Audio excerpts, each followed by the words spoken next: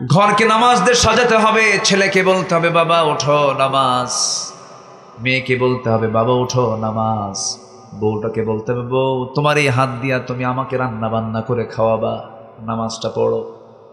ওযু বানায়া নাও। একটা হাদিস বলি, আপনি শোনেন মনোযোগ দিয়া।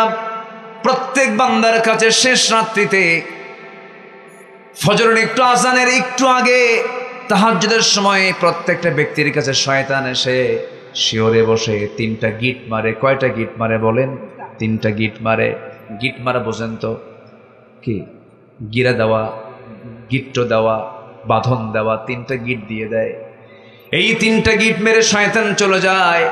আমার রাসূল বলেন ও সাহাবীরা, শয়তানের বেঁধে দেওয়াই তিনটা গিট যদি তোমরা ছুটাতে চাও, তিনটা আমল করবে। নাম্বার 1 হলো আজান যখন তোমার কানে আসবে আস্তে করে তোমার বিছানা থেকে তোমার পিঠটা সরায় নিবে, একটা গিট ছুটে যাবে। এরপরে তুমি সুন্দর করে ওযু বানাবে, 2 নাম্বার গিটটা ছুটে যাবে। এরপরে তুমি ওযু বানায় নামাজের নিয়তে মসজিদের দিকে রওনা দেবে। প্রত্যেকটা কদমে কদমে 10টা করে নেকি লেখা শুরু হয়ে যাবে। নামাজ যখন শুরু করবে 3 নাম্বার গিটটাও ছুটে যাবে। পরবর্তী 24 ঘন্টা শয়তান তোমার কাছে ওয়াসওয়াসা দেওয়ার জন্য আসার সাহস পাবে না। জোরে কোন সুবহানাল্লাহ। তার শয়তানের গিটটা ছুটানোর জন্য কোন নামাজ আগে দরকার বলেন? কোন নামাজ আগে দরকার? একটা আদর্শ গ্রামের বৈশিষ্ট্য কি? জোহরে মুসল্লি বেশি হওয়া, আসরে মুসল্লি বেশি হওয়া না ফজরে মুসল্লি বেশি হওয়া? ফজরে মুসল্লি বেশি হওয়া। ফজরে সবাই বাড়িতে থাকে, হিসাব হবে ফজরে কতজন মুসল্লি নামাজ পড়লো। এটা আদর্শ গ্রাম। সাজানোর দরকার আছে না নাই? সাজানোর দরকার আছে না নাই? সাজাতে হবে গ্রামটা। কি মাতব্বর যারা আছেন গ্রামের বৈঠক একদিন দিয়ে বলবেন শুনে এদিকে আসো, সারা জীবন অনেকের বিচার করলাম, মাতব্বরি করলাম, কিয়ামতের দিন আল্লাহ যদি আমাকে নামাজের ব্যাপারে প্রশ্ন করে বসেন, গ্রামের লোকজনকে নিয়ে নামাজের ব্যাপারে কোনো পরামর্শ করছিস নাকি বল, উত্তর দেব কি? সুন্দর করে ডাকবেন, ডাক দিয়ে বলবেন ও গ্রামবাসী তোমরা আমাকে দায়িত্ব দিয়েছ, আমি ফজরে মুসল্লি পাই না, আমি আল্লাহর কাছে কি জবাব দেব? একটু কেঁদে ফেলবেন, সবাইকে দরদ নিয়ে মোহাব্বত নিয়ে বলবেন। একদিন বলবেন, 2 দিনের বৈঠকে বলবেন, সুন্দর কাজ হয়ে যাবে। দেখবেন একটা গ্রামের প্রত্যেকটা বাড়ি থেকে যদি ফজরের সময় যদি মসজিদে চলে আসে, আল্লাহর কসম করে বলি ওই গ্রামটা হয়ে যাবে জান্নাতি গ্রাম। জোরে কোন সুবহানাল্লাহ। ঘরটাকে জান্নাতি ঘর বানায় ফেলেন। ফজর যখন হয়ে যাবে আপনি বাবা সবার আগে উঠবেন, ছেলেকে ডাক দিবেন, বলবেন সালাত সালাত সালাত সালাত সালাত সালাত, বারবার বলবেন। সুন্দর করে সে নামাজে দাঁড়ায়া যাবে। মসজিদে গিয়ে জামাত পান নাই, বাড়িতে আজান দিয়ে ফেলবেন। সুন্দর করে আপনি নামাজের ইমাম হয়ে যাবেন, আপনার বউ পিছনে দাঁড়ায়া যাবে, সন্তান ছেলে আপনার পাশে দাঁড়াবে, মেয়েরা তার মার পাশে দাঁড়াবে। এমন করে সুন্দর করে কাতার করে বাড়িতে নামাজের পরিবেশ তৈরি করে ফেলবেন। আপনি কি জানেন যে পরিবারে নামাজটা ঠিক মতো আছে, আল্লাহর কসম সেই পরিবারে শয়তান ওয়াসওয়াসা দিতে পারে না। সুন্দর করে নামাজের পরিবেশ তৈরি করবেন। বউটাকে আস্তে করে ডাক দিয়ে বলবেন, বউ দেখো তোমার সঙ্গে আমার কত গভীর সম্পর্ক, আমার যৌবন তোমার কাছে, তোমার যৌবন আমার কাছে। আমাদের দুইজনের সম্পর্কের মধ্যে দিয়ে যে সন্তানগুলো, ফুটন্ত গোলাপগুলো পরিবার সুন্দর করে ছড়িয়ে পড়েছে, আমার সন্তান তুমি কি চাও শুধু দুনিয়ার মার্কেটে একসঙ্গে যাব না, আমরা যদি জান্নাতের মার্কেটে একসঙ্গে মার্কেটিং করতে চাই, চলো না আমরা দুজন মিলে নামাজ পড়ি। দেখবেন দুজন নামাজ পড়া শুরু হয়ে গেছে। সুন্দর করে বলবেন, আমার নবী দুনিয়া থেকে যখন বিদায় নেবেন, একবার হোশ একবার বেহোশ, রবিউল আউয়াল মাস চলে আসছে, আমার নবীজির দেহের মধ্যে বিষক্রিয়া দেখা দিয়েছে। নবীজিকে ইহুদির বাচ্চারা বিষ মেরেছিল, বিষ খাদ্যের মধ্যে দিয়েছিল। আমার বন্ধুগণ, যে ইহুদির বাচ্চারা আমার নবীর মতো প্রাণপ্রিয় নবীর খাবারের মধ্যে বিষ ঢুকাতে পারে, সে ইহুদির বাচ্চারা মুসলমানদের কোনোদিন কল্যাণ করতে পারে নাকি? আসতে বলুন না, পারে নাকি? অনেক নবীকে তারা হত্যা করেছে, অনেক পয়গম্বরদেরকে ঝুলায় মেরেছে। ওয়ায়াকতুলুনান নাবিয়্যিনা বিগাইরি হক। জাকারিয়া আলাইহিস সালাতু ওয়াস সালামকে করাত দিয়ে 2 টুকরা করে শহীদ করে দেওয়া হয়েছে। এরপর ইহা আলাইহিস সালাতু ওয়াস সালামকে জবাই করে দুনিয়া থেকে বিদায় করে দেওয়া হয়েছে। অনেক নবীকে মারা হয়েছে। আমার বন্ধুগণ, আমার ভাইয়েরা, সেই নবীজি যখন ওই বিষক্রিয়ায় যখন আক্রান্ত হয়ে পড়লেন, নবীজির মুখ থেকে বারবার বমি বের হচ্ছিল, শরীর থেকে ঘাম ঝরতেছিল। রাসূল একবার হোশ একবার বেহুশ। ওই অবস্থায় খোঁড়ায় খোঁড়ায় রাসূল আম্মা জান আয়েশার ঘরের সামনে গিয়ে দরজায় নক করলেন। দরজা খুলে গেল। ভিতরে ঢুকি বলছেন আয়েশা শরীরটা ভালো যাচ্ছে না, মনে হয় মারা যাবো, আমি দুনিয়াতে বাঁচবো না, মাথায় একটু পানি ঢেলে দাও তো। মাথায় পানি ঢেলে দেওয়া হলো, আজান হয়ে গেল। আজান যখন হয়ে গেছে রাসূল বলছেন আয়েশা আমার বেলাল আজান দিল, আমি মসজিদে না গেলে কেমন হয়? নিজের গায়ে কোনো শক্তি নাই, সর্বশক্তি প্রয়োগ করে তিনি দাঁড়ানোর জন্য চেষ্টা করতে নিয়ে পারলেন না, মাথা চক্কর মেরে পড়ে যেতে নিলেন। আম্মাজান আয়েশা তাকে শক্ত করে ধরলেন আর বলছেন ইয়া রাসূলুল্লাহি আপনি জামাতে নামাজ পড়তে পারবেন? রাসূল বলছেন মনে হয় আমি আর পারবো না জামাতে নামাজ পড়তে, কিন্তু আমার বেলাল তো আজকে আমাকে না দেখে আজান দিয়েছে, কান্নাকাটি করেছে আজানের মধ্যে, আমাকে দেখে নাই। ও আমার আয়েশা নামাজ তো সময় মতো শুরু হয়ে যাবে, কি নামাজটা পড়াবে? আমার পক্ষ থেকে জানান দিয়ে দাও আমার বন্ধু তোমার আব্বা আবু বকর যেন আমার মুসাল্লায় দাঁড়ায় নামাজের দায়িত্ব পালন করে দেয়। সময় হয়ে গেছে, নামাজের মুসাল্লা ইমাম নতুন আসছেন, সাহাবে কেরামদের মধ্যে কান্নার রোল পড়ে গেছে, সাহাবীরা কান্দে, কান্নায় বিজড়িত হয়ে চিৎকার করে কাঁদতেছে। জানাজায় নামাজে সবাই হাজির হয়ে গেছে। আমার নবীজি বলছেন আমার আয়েশা রে আমার সাহাবীরা কান্দে কেন, আমাকে একটু ধরো তো। জানালার কাছে নিয়ে যাওয়া হলো, জানালার কাছাকাছি নিয়ে যাওয়ার পরে সেই জানালার ফাঁকা দিয়ে আমার রাসূল সাহাবে কেরামদের নামাজের দৃশ্যগুলো দেখতেছিলেন।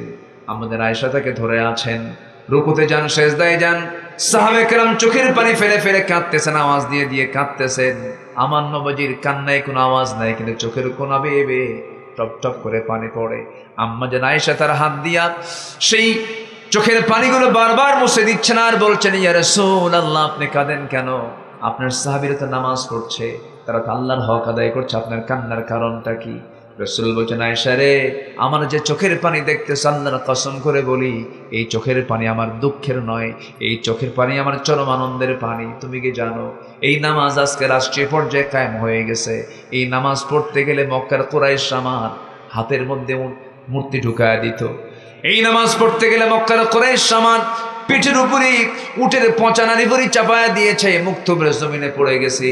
এই নামাজ কায়েমের সংগ্রাম করতে গিয়ে তায়েফের ময়দানে কাফেররা আমাকে চোখা চোখা পাথর দিয়ে রক্তাক্ত করেছে। দেখো এই যে ক্ষত বিক্ষতের চিহ্নগুলো আমি লালন করছি, দেখো দেখো আমার শরীরে কত ক্ষত জখমের চিহ্ন, কত ক্ষতের চিহ্ন। এই নামাজ কায়েমের সংগ্রাম করতে গিয়ে উহুদের প্রান্তরে কাফের মুশরিকরা আমার দাঁত ভেঙ্গে ফেলে দিয়েছে। দেখো দাঁত ভাঙ্গার দেহ নিয়া, দাঁত ভাঙ্গা মুখ নিয়ে দুনিয়া থেকে বিদায় নিতেছি। ওরে আয়েশা এই নামাজ কায়েমের সংগ্রাম করতে গিয়া ওই খন্দকের পরীক্ষা খনন করতে গিয়া কোমরটা হারায় ফেলছি, কোমরটা সোজা করতে পারি না। ওরে আয়েশা আজকে আমি আমার কোমর সোজা করতে পারি না, খন্দকের পরীক্ষা খনন করতে গিয়ে এই শুধু নামাজ কায়েমের জন্য। সেই নামাজ কায়েম আজকে রাষ্ট্রীয় পর্যায়ে বাস্তবায়ন হয়েছে, এই চরম আনন্দে আমার চোখের পানি বের করতে বাধ্য করেছে। আয়েশা মনে হয় বাঁচব না, আমাকে একটু সহায় দাও, মাথায় পানি ঢেলে দাও। আমার নবীজি তার কাছ থেকে বিদায় নেবেন, এমন সময় বলছেন ও আমার আয়েশা আমার খাদেম আনাস কোথায় গেল? আনাসকে দেখি না। সাইয়েদনা আনাস নাই, আশেপাশে নাই। রাসূল বলেছেন আমার আনাসকে খুঁজে বের করে আনো। আনাস বিন মালিক অনেক দূর থেকে তিনি বের হয়ে আসলেন, তার মুখে তখন দাড়ি ওঠেই নাই, ছোট্ট মানুষ, 20 বছর বয়স তার। তাই সেই সময় রাসূল বলছেন আনাস রে যদি কোনো ভুল করে থেকে আমাকে মাফ করে দিও, তুমি আমার খাদেম, আমার কাছ থেকে দূরে দূরে থাকো কেন, কি হয়েছে, কোনো ভুল হলে মাফ চাই। সাইয়েদনা আনাস বলেন ইয়া রাসূলুল্লাহি মাফ আপনি চাবেন, কোনো মাফ তো আমি চাই, আমি তো আপনার কোনো খেদমত করতে পারলাম না, আমি আপনার কোনো খেদমত করতে পারলাম না। 10টা বছর আমার মা আপনার কাছে আমাকে দিয়ে গেছেন, এই 10টা বছরে আমি আপনার খেদমত করতে যাব তো দূরের কথা, আপনি উল্টা আপনি আমার খেদমত করেছেন। বয়স কেবল হওয়া শুরু হলো, বুঝের বয়স আসলো, আমি আপনার জন্য দোয়া করি হুজুর আপনি যুগের পর যুগ বাঁচেন, আমি আনাস আমি আপনার খেদমত করে যেন যেতে পারি। রাসূল সাইয়েদনা আনাসকে বুকের সঙ্গে জড়িয়ে ধরে বলছেন আনাস রে বুঝতে পেরেছি তোর আবেগ রে। আনাস সাকরাতুল মউতের লক্ষণ আমার মধ্যে চলে আসছে, মৃত্যুর যন্ত্রণা আমার মধ্যে চলে আসছে, আমি যে কোনো মুহূর্তে দুনিয়া থেকে বিদায় হয়ে যাব। আনাস রে আমি মনে হয় আর বাঁচবো না, তবে আমি আল্লাহর কাছে বলছি আল্লাহ জান্নাতের খাদেম হিসেবে আমি কাউকে চাই না, তুমি আল্লাহ আমার জান্নাতের খাদেম, আমার দুনিয়ার আনাসকে আমার জান্নাতের খাদেম বানায় দিও। জোরে কান সুবহানাল্লাহ। মান তাশাব্বাহা বিকওমিন ফাহুয়া মিনহুম। আমার নবী যেই কথাগুলো বলে দুনিয়া থেকে বিদায় নিচ্ছিলেন, এমন সময় বলছেন আয়েশা দেখো তো আমার কলিজার টুকরা, আমার দেহের টুকরা, আমার ফাতিমা কোথায় রে, দেখো তো আমার ফাতিমা কই গেল। ফাতিমা নাম শব্দ নেওয়ার সঙ্গে সঙ্গে নবীর সামনে হাজির হয়ে গেছেন, কোন আওয়াজ নাই, কোনো শব্দ নাই, শুধু চক্ষু বেয়ে টপ টপ করে পানি পড়ছে। রাসূল বলছেন, আরে ফাতিমা এইদিকে আয়। সহিহ সিয়াসিত্তের হাদিস, নবীজি তাকে পাশে বসালেন, কানের মধ্যে মুখ ঢোকায় বলছেন, কানে কানে কি যেন বললেন। আম্মাজান আয়েশা হাদিসটা বর্ণনা করে বলেন, কি যেন কানে কানে বললেন, কান্না থেমে গেল। শুধু এতটুকু বলেন, ফাতিমা কেঁদো না, কেঁদো না। দুনিয়ার জিন্দেগিতে আমি যেমন তোমাকে দূরে রাখতে দেই নাই, দূরে থাকতে দেই নাই, আমি দুনিয়া থেকে বিদায় হয়ে যাব। আমার বিদায়ের পরও তুমি আমার পরপরই দুনিয়া থেকে বিদায় হবে। কবরের জিন্দেগিতে তুমি আমার সাথে সাথেই থেকে যাবে। ফাতিমাকে সান্ত্বনা দিলেন। এরপরে রাসূল দুনিয়া থেকে বিদায় নেবেন। এমন সময় রাসূল আস্তে করে ডাক দিয়ে বলছে, আয়েশা রে, আমি বুঝি দুনিয়া থেকে বিদায় হয়ে যাব। আমার সাহাবীদের সঙ্গে তো আমার আর কোনো কথা হলো না। আমি তোমাকে সর্বশেষ একটা মেসেজ দিয়ে দেই, আমার উম্মতকে সারা জীবন ভালোবেসেছি, সারা জীবন উম্মতের জন্য কেঁদেছি। আমি আমার উম্মতকে ছাড়া জান্নাত যেতে চাই না। আমার উম্মতকে বলে দিবা, আমার উম্মতরা যেন কখনো 5 ওয়াক্ত নামাজ না ছেড়ে দেয়। ভাইরা, সে নামাজকে আমরা পড়বো, জোরে বলি ইনশাআল্লাহ পড়বো। আল্লাহ রাব্বুল আলামিন তিনি আমার কত আপনজন মনে করি, কি সুন্দর সাজেশন দিচ্ছেন। সূরা হাশরের মধ্যে এক জায়গায় বলছেন, ইয়া আইয়ুহাল্লাযীনা আমানুত্তাকুল্লাহা ওয়াল তানজুর নাফসুম মা কদ্দামাত লিগাদিন ওয়াত্তাকুল্লাহ ইন্নাল্লাহা খাবীরুম বিমা তা'মালুন। জোরে বলুন আল্লাহু আকবার। ঈমানদারেরা, তোমরা আমাকে ভয় করো, ওয়াল তানজুর, এবং লক্ষ্য রাখো আগামী দিনের জন্য তুমি কি নিয়ে আসতেছো আমার কাছে, কি প্রস্তুতি তোমার, কি প্রিপারেশন তোমার, কি তুমি প্রস্তুতি নিয়ে আমার সামনে আসতেছো, এই দিকে একটু লক্ষ্য করো। ওয়াত্তাকুল্লাহ, আমাকে বেশি বেশি ভয় করো। আর একটা কথা জেনে রেখে দিও বান্দা, তুমি যা কিছু করো সব কিছুর খবর কিন্তু সবচেয়ে বেশি জানেন তিনি আমার কে। জোরে বলেন, তিনি আমার কে। আলোতে কে দেখেন? বলেন, আলোতে কে দেখেন? আধারে কে দেখেন? গোপন কে দেখেন? প্রকাশ্য কে দেখেন? সকল কিছুর মালিক কে? আমি কি করছি রাতে, কি করছি দিনে, কি করছি চিন্তায়, সব অটো রেকর্ড কার কাছে? আল্লাহর কাছে। আল্লাহ রাব্বুল আলামিন বলেন, وَيَعْلَمُ خَائِنَةَ الْأَعْيُنِ وَمَا تُخْفِي الصُّدُورُ। বান্দা, তুমি তোমার অন্তরে কি দানা বেঁধেছ, তোমার চক্ষু কি খেয়ানত করে, কোন দিকে তাকাও, কি করো। যুবক মানুষ, তুমি যুবতীর দিকে তাকায় থাকো, রঙিন চশমার ফাঁক দিয়ে বুঝি কেউ দেখে না, কিন্তু তিনি দেখেন তিনি আমার কে।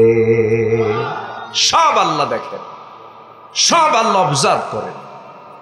সে আল্লাহ তাআলা আমার আপনার বিচার করবেন, তিনি হিসাব নেবেন। কাল কিন্তু 3টা না, অতীত বর্তমান ভবিষ্যৎ দুনিয়ার হিসাব। কিন্তু কাল মূলত 2টা, একটা হচ্ছে ইহকাল, বলেন, আরেকটা কি? আরো জোরে, পরকাল। কোনটা চিরস্থায়ী বলেন, ইহকাল না পরকাল? পরকালের চিন্তা আমাকে আগে করতে হবে। আমরা কি দুনিয়া সাজাবো না আখিরাত সাজাবো? জোরে বলেন, দুনিয়া সাজাবো না আখিরাত সাজাবো?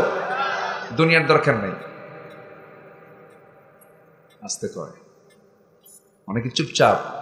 দুনিয়ার দরকার নেই, বিয়ে শাদী করবেন না, বাসর ঘর সাজাবেন না। কি কোন প্রয়োজন আছে কিনা বলেন? কেন বলেন, দুনিয়া সাজাবো না আখিরাত সাজাবো? আবার কয় আখিরাত।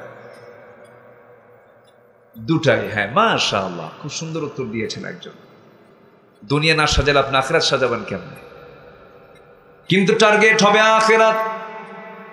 এই জন্য একটা দোয়া আল্লাহ রাব্বুল আলামিন আমাকে আপনাকে শিখিয়ে দিয়েছেন। আমার নবী যে দোয়াটা প্রায় প্রায় পড়তেন, যারা পারেন আওয়াজ দিয়ে ঠোঁট মিলিয়ে আমার সঙ্গে আওয়াজ দিয়ে বলুন, রব্বানা আতিনা ফিদ দুনিয়া হাসানাতাও ওয়া ফিল আখিরাতি হাসানাতাও ওয়া কিনা আযাবান নার ওয়াজআলনাল জান্নাতা মাআল আবরার।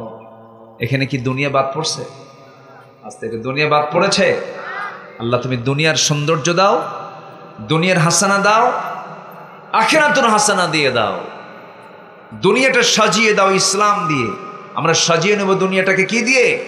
ইসলাম দিয়ে। ইসলাম ছাড়া যা সাজাবেন সব জাহান্নাম হয়ে যাবে। দুনিয়া সাজাবো আমরা অন ইসলাম দিয়ে না ইসলাম দিয়ে? বলেন অন ইসলাম না ইসলাম? ইসলাম দিয়ে। কি যাকাতের কাজ করব না সুদের কাজ করব? আমার দেশে কিসের কাজ চলে বেশি বলেন? এদেশের কত পার্সেন্ট মানুষ সুদের সঙ্গে জড়িত বলেন? বলেন 1%।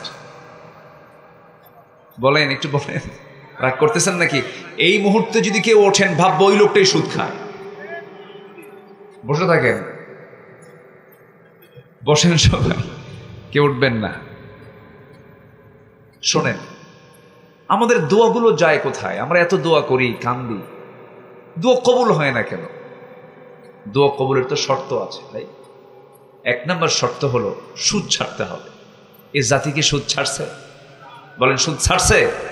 এদেশের অর্থনীতি কি সুদবিহীন না সুদ ভিত্তিক? বলেন বলেন, সুদবিহীন না সুদ ভিত্তিক? সুদ ভিত্তিক। সুদের উপরে অর্থনীতি। যাকাত নাই। অথচ যাকাত আল্লাহ তাআলা ফরজ হুকুম দিয়েছেন। যাকাত কয় নাম্বার পিলার বলেন তো ইসলামের? ইসলামের ভিত্তি কয়টা বলেন? কয়টা ভিত্তি বলেন? ইসলামের ভিত হলো 5টা। কালেমা, এরপরে নামাজ, এরপরে কি বলেন? হ্যাঁ, রোজা। হ্যাঁ, কালেমা, নামাজ, রোজা, হজ, যাকাত। এটা হলো বাংলার সিরিয়াল, কিন্তু আরবির সিরিয়াল হলো বুনিয়াল ইসলাম আলা খামসিন শাহাদাতি আল্লা ইলাহা ইল্লাল্লাহ ওয়া আন্না মুহাম্মাদান আবদুহু ওয়া রাসূলুহু। নাম্বার 2 ওয়া ইকামুস সালাহ ওয়া আতুজ যাকাত ওয়াল হজ ওয়া সাওম রমাদান। যাকাত হলো 3 নাম্বার। যাকাত কয় নাম্বার? ইসলামের বেনা কয়টা বলেন? 5টা। 3 নাম্বার বেনাটা কি বলেন? এই 5টা আঙ্গুলের মধ্যে সবচেয়ে বড় নখ কোনটা বলেন? বলেন বলেন, এই নখটা কি ছোট না সবচেয়ে বড়? বলেন সবচেয়ে ছোট না সবচেয়ে বড়? তাহলে এই 5টা আঙ্গুল আল্লাহ পাক বানিয়েছেন, সবচেয়ে বড় বানিয়েছেন। প্রথম 2টা, শেষ 2টা না মাঝখানেরটা? মাঝখানেরটা।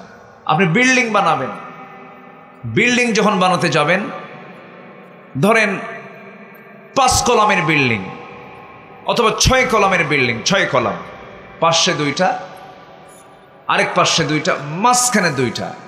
বলুন তো ইঞ্জিনিয়ার কোন কলামে রড বেশি দেয়? বলেন কোন কলামে? আল্লাহ হাত বানাতে কোন জায়গায় বেশি হাত দিয়েছেন? বলেন কয়টাতে? কোনটাতে? মাঝখানে। আল্লাহ বলছেন আমি যাকাত দিলাম 3 নাম্বার পিলার করে, সেটাকে বাংলায় সিরিয়ালি টেনে নিয়ে গেছি 5 নাম্বারে। কি ভিত ঠিক আছে? কি বলেন, ভিত ঠিক আছে না দুর্বল হয়ে গেল? দোয়া কবুল হবে কেমনে বলে? দোয়া কবুল হবে না তো। আমি যা বলবো সেই দোয়াই কবুল হবে। আমি যা চাইবো সেই চাই আল্লাহ পাক কবুল করবেন। কেন কবুল করবেন না? কিন্তু প্রশ্ন হলো, সমস্যা হলো, আমি যে চাইতে যাই, আমার মধ্যে আমি যে চাচ্ছি যে জিহবা দিয়া, আমি হাত তুলছি যে হাত দিয়ে, সে হাতের ভিতরে থাকা যে রক্তটা, এটা আমার হালাল না হারাম, এই চিন্তা কি আমাদের সবার আছে? মনে হয় রাগ করতেছেন আপনারা। রাগ করতেছেন নাকি? রাগ করা যাবে না ভাই, একটু মনোযোগ দিয়ে কথাগুলো শুনবেন। আজকে আমি জাস্ট এমন একটা পয়েন্ট নিয়ে আমি কথা বলতে চাচ্ছি। সংশুদ্ধতার আগে, সব পরিশুদ্ধির আগে আমার শুদ্ধ হতে হবে বাহিরেরটা না ভিতরেরটা? বাহিরেরটা না ভিতরেরটা? ভিতরেরটা। আমার ভিতরটা শুদ্ধ হবে কেমনে? আত্মশুদ্ধি হবে কেমনে? কোরআন এটার জন্য 10টা পন্থা জানিয়ে দিয়েছে। কয়টা পন্থা বলেন তো? 10টা পন্থা। আমি কিন্তু একটাও বলিনি, আমি একটা একটা করে বলবো। যদি ফজরও লাগে শুনতে হবে কিন্তু, কারো কোনো আপত্তি নাই তো? আমি ভয় দেখাচ্ছি কিন্তু আমি এত দূর যাব না, একটু আমার দিকে তাকান। আত্মশুদ্ধির 10টা পন্থা কোরআন থেকে আমি যতটুকু পেরেছি স্টাডি করে ভাঙ্গাচোরা আমি বের করেছি। এর মধ্যে 1 নম্বর হলো সূরা তাহরিমের সে আয়াতের দিকে আমি যাচ্ছি। সূরা তাহরিমের 8 নম্বর আয়াত আল্লাহ রাব্বুল আলামিন ঈমানদারকে ডাক দিয়ে বলছেন, তোমরা যদি নিজের শুদ্ধতা নিয়ে আসতে চাও, নফসকে যদি ঠিক রাখতে চাও, 1 নম্বর কাজ হলো তোমরা তওবা করো। কার কাছে? আসতে বলেন, তওবা করো কার কাছে? আল্লাহর কাছে। তওবা মানে হলো নির্দিষ্ট কোনো দোয়া না। তওবা মানে নির্দিষ্ট দিনে নির্দিষ্ট রাতে গিয়ে চোখের পানি ফেলে কান্দার নাম কিন্তু তওবা না। তওবাটা হলো আমি চুরি করেছি, আর জীবনে চুরি করব না, এটার নাম কি? তওবা। আমি বিড়ি খাইছি জীবনে, বহু খাইছি, আর জীবনে খাবো না, এটার নাম কি? তওবা। বিড়ি খাওয়া তো সুন্নতে মুআক্কাদা। আসতে পারে এই জাতি নামাজ বেশি পড়ে না বিড়ি বেশি খায়? বেশি জরুরি কোনটা, নামাজ না বিড়ি? বলেন, বিড়ি না নামাজ? এত বিড়ি জাতি খায়। কোন ভোট করতে গেলে আগে কোটি টাকার বিড়ির বাজেট করতে হয় প্রার্থীদের। তাহলে ভোট প্রার্থী যারা, এরাও কোন বেকায়দার, এরাও কোন বেকায়দার। রাগ করতেছেন নাকি আপনারা? বিড়ি, এই জাতি সামান্য বিড়ির কাছে ইমান বিক্রি করে ফেলে। বাস্তব। আমাদের সময় নষ্ট করার কোনো সুযোগ নেই। যে ব্যক্তি সময়কে নষ্ট করবে, এটা হত্যার চেয়েও অপরাধ বেশি। সময় নষ্ট করা যাবে না, একটা সেকেন্ড সময় আমরা নষ্ট করব না, বাজে কোনো কাজে যাব না, বাজে কোনো কথায় যাব না, সেই বান্দাই জান্নাত পাবে। জোরে করেন সুবহানাল্লাহ। আল্লাহকে সময়ের বিচার নেবেন। কিসের বিচার করবেন বলেন? সময়ের। সময় দিয়েছিলাম। এই পৃথিবীর সেরা মানুষ মুহাম্মদ সাল্লাল্লাহু, তিনি বেঁচে ছিলেন কত বছর বলেন? 63 বছর। তিনি কি বিফল না সফল? ব্যর্থ না মহা সফল? সফল। সময় নষ্ট করেছেন? কিন্তু সময় নষ্ট করে ফেলি আমরা। কোন একটা ভুল কাজ হয়ে গেছে, সঙ্গে সঙ্গে তওবা করে নেব, চোখের পানি ফেলে ফেলে কাঁদবো। আপনি দুনিয়ার কারো কাছে কান্নাকাটি করবেন, আপনাকে সেই কান্নার মূল্য সে দেবে না। স্বামীর কাছে বউ কাঁদবে, বউ কান্নাকাটি করবে, স্বামী বলবে মেয়ে মানুষ এমন করেই কান্দে, মেয়েদের চোখের পানি এমনি এমনি চলে আসে, কোনো মূল্য আপনি পাবেন না। পুরুষ কাঁদবে, মহিলা বলবে পুরুষ মানুষের কেমন পুরুষ যে কান্দে চোখে পানি আনে। পৃথিবীর কেউ আপনাকে কান্নার মূল্য দেবে না। কিন্তু আপনি গুনাহ করেছেন, গুনার কথা কাউকে না বলে বেড়ায়া, গুনার কথা কারো কাছে না জানায়া, আপনি যদি এই গুনার জন্য অনুতপ্ত হয়ে, যে হৃদয়ে গুনাহ করার পরে যে দিলটা অনুতপ্ত হয়, সেই হলো ঈমানদার। যে ব্যক্তি গুনাহ করার পর অনুতপ্ত হৃদয়ে চোখের পানি ফেলে নীরবে নিভৃতে ঘরের কোণে বসে, মসজিদের কোণে বসে কাউকে না জানায় আল্লাহর কাছে বলবে, আল্লাহ যে গুনাহটা গতকালকে করেছি, তোমার কাছে ওয়াদা করছি এই গুনাহ জীবনে আর কোনোদিন করব না। আল্লাহর কসম, ওই বান্দার সমস্ত গুনাহ আমার আল্লাহ মাফ করে দিবেন। জোরে কোন সুবহানাল্লাহ। এটার নাম তওবা। এটার নাম কি বলেন? তওবা। ফিরে আসা, আত্মশুদ্ধির 1 নম্বর পন্থা এটা। ভুল হবে না কেন ভাই? কেন ভুল হবে না? ভুল তো আমার হবেই, গুনাহ তো আমার হবেই। এই যোগ্যতা আল্লাহ পাক আমাকে দিয়ে পাঠিয়েছেন। ফেরেশতার গুনাহ করার যোগ্যতা নেই। ফেরেশতা কি বিয়ে শাদী করে? তার কি বউ বাচ্চা আছে? তা আমরা বিয়ে শাদী করি, বউ বাচ্চা আছে, কামাই টামাই করা লাগে, ভুল টুল হয়। কিন্তু ভুলের একটা মাত্রা আছে। আপনি থাপ্পড় মারলেন একজনকে, সে কি, তাকে কি ফাঁসি দেওয়া হবে? না। থাপ্পড় মারলেন, বেয়াদবির একটা হয়তো বা হালকা একটা বিচার হবে। কিন্তু আপনি থাপ্পড় না দিয়ে গুলি করলেন, দুটোই দোষ। দুই দোষ কি একরকম? না। আমার আপনার দ্বারা ভুল হবে, কিন্তু সেই ভুল হওয়া যাবে না যে ভুল হলে পরে আল্লাহ পাক সেই ভুলকে মাফ করবেন না।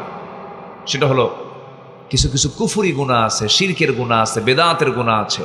এটা আমি একটু পরে বলবো, কোন কোন গুনাহগুলো আল্লাহ পাক মাফ করবেন না, আমাকে মনে করে দিবেন ভুলে গেলে পরে।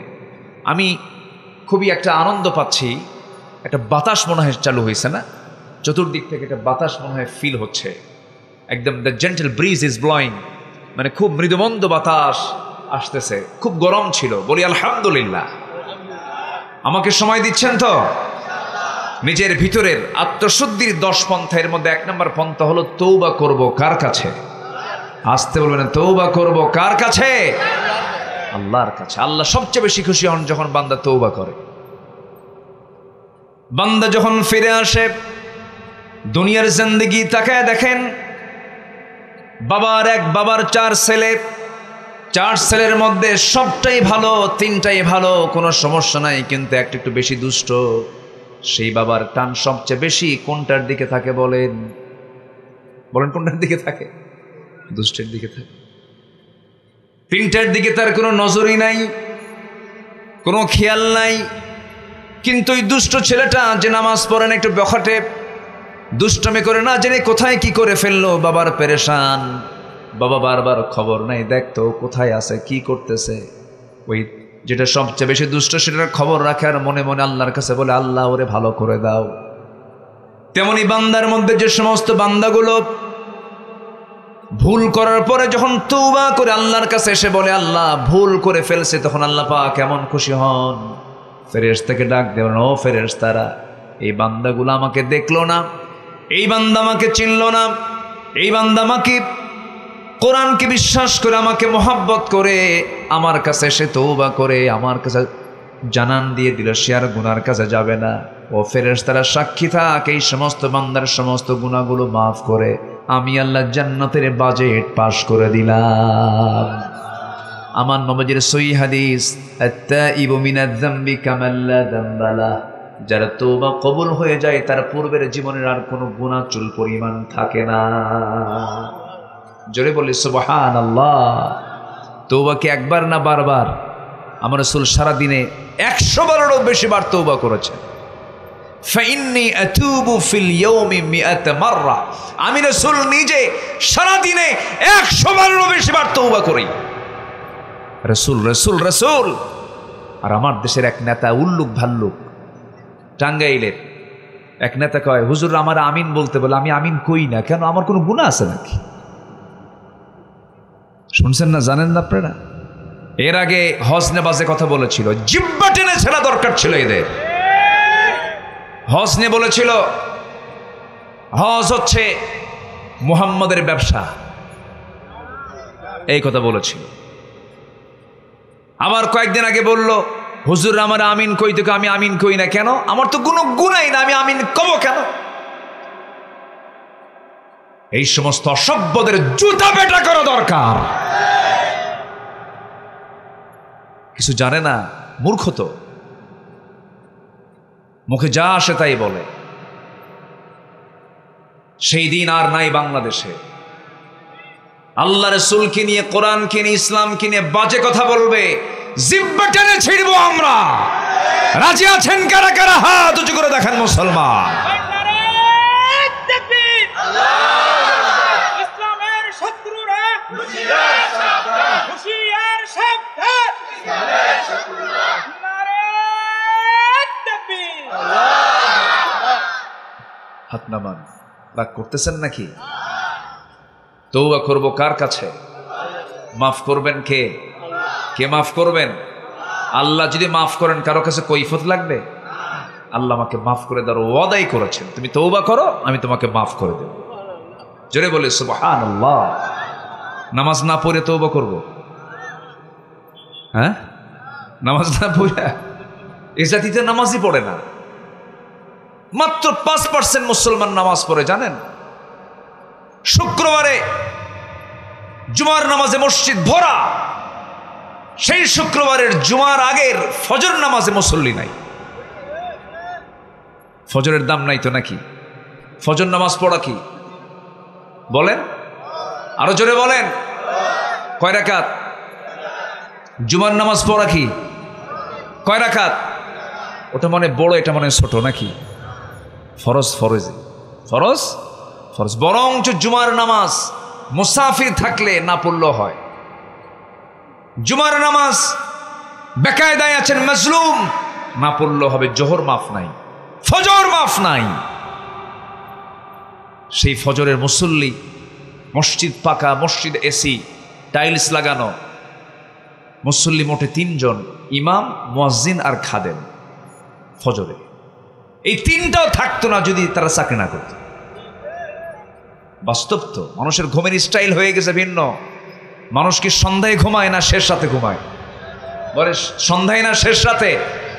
শেষ রাতে ঘুমায়। সব উল্টা পাল্টা। না, অনিয়ন্ত্রিত জীবন ইসলাম এলাও করে না। আমরা নামাজ পড়ব কয় ওয়াক্ত?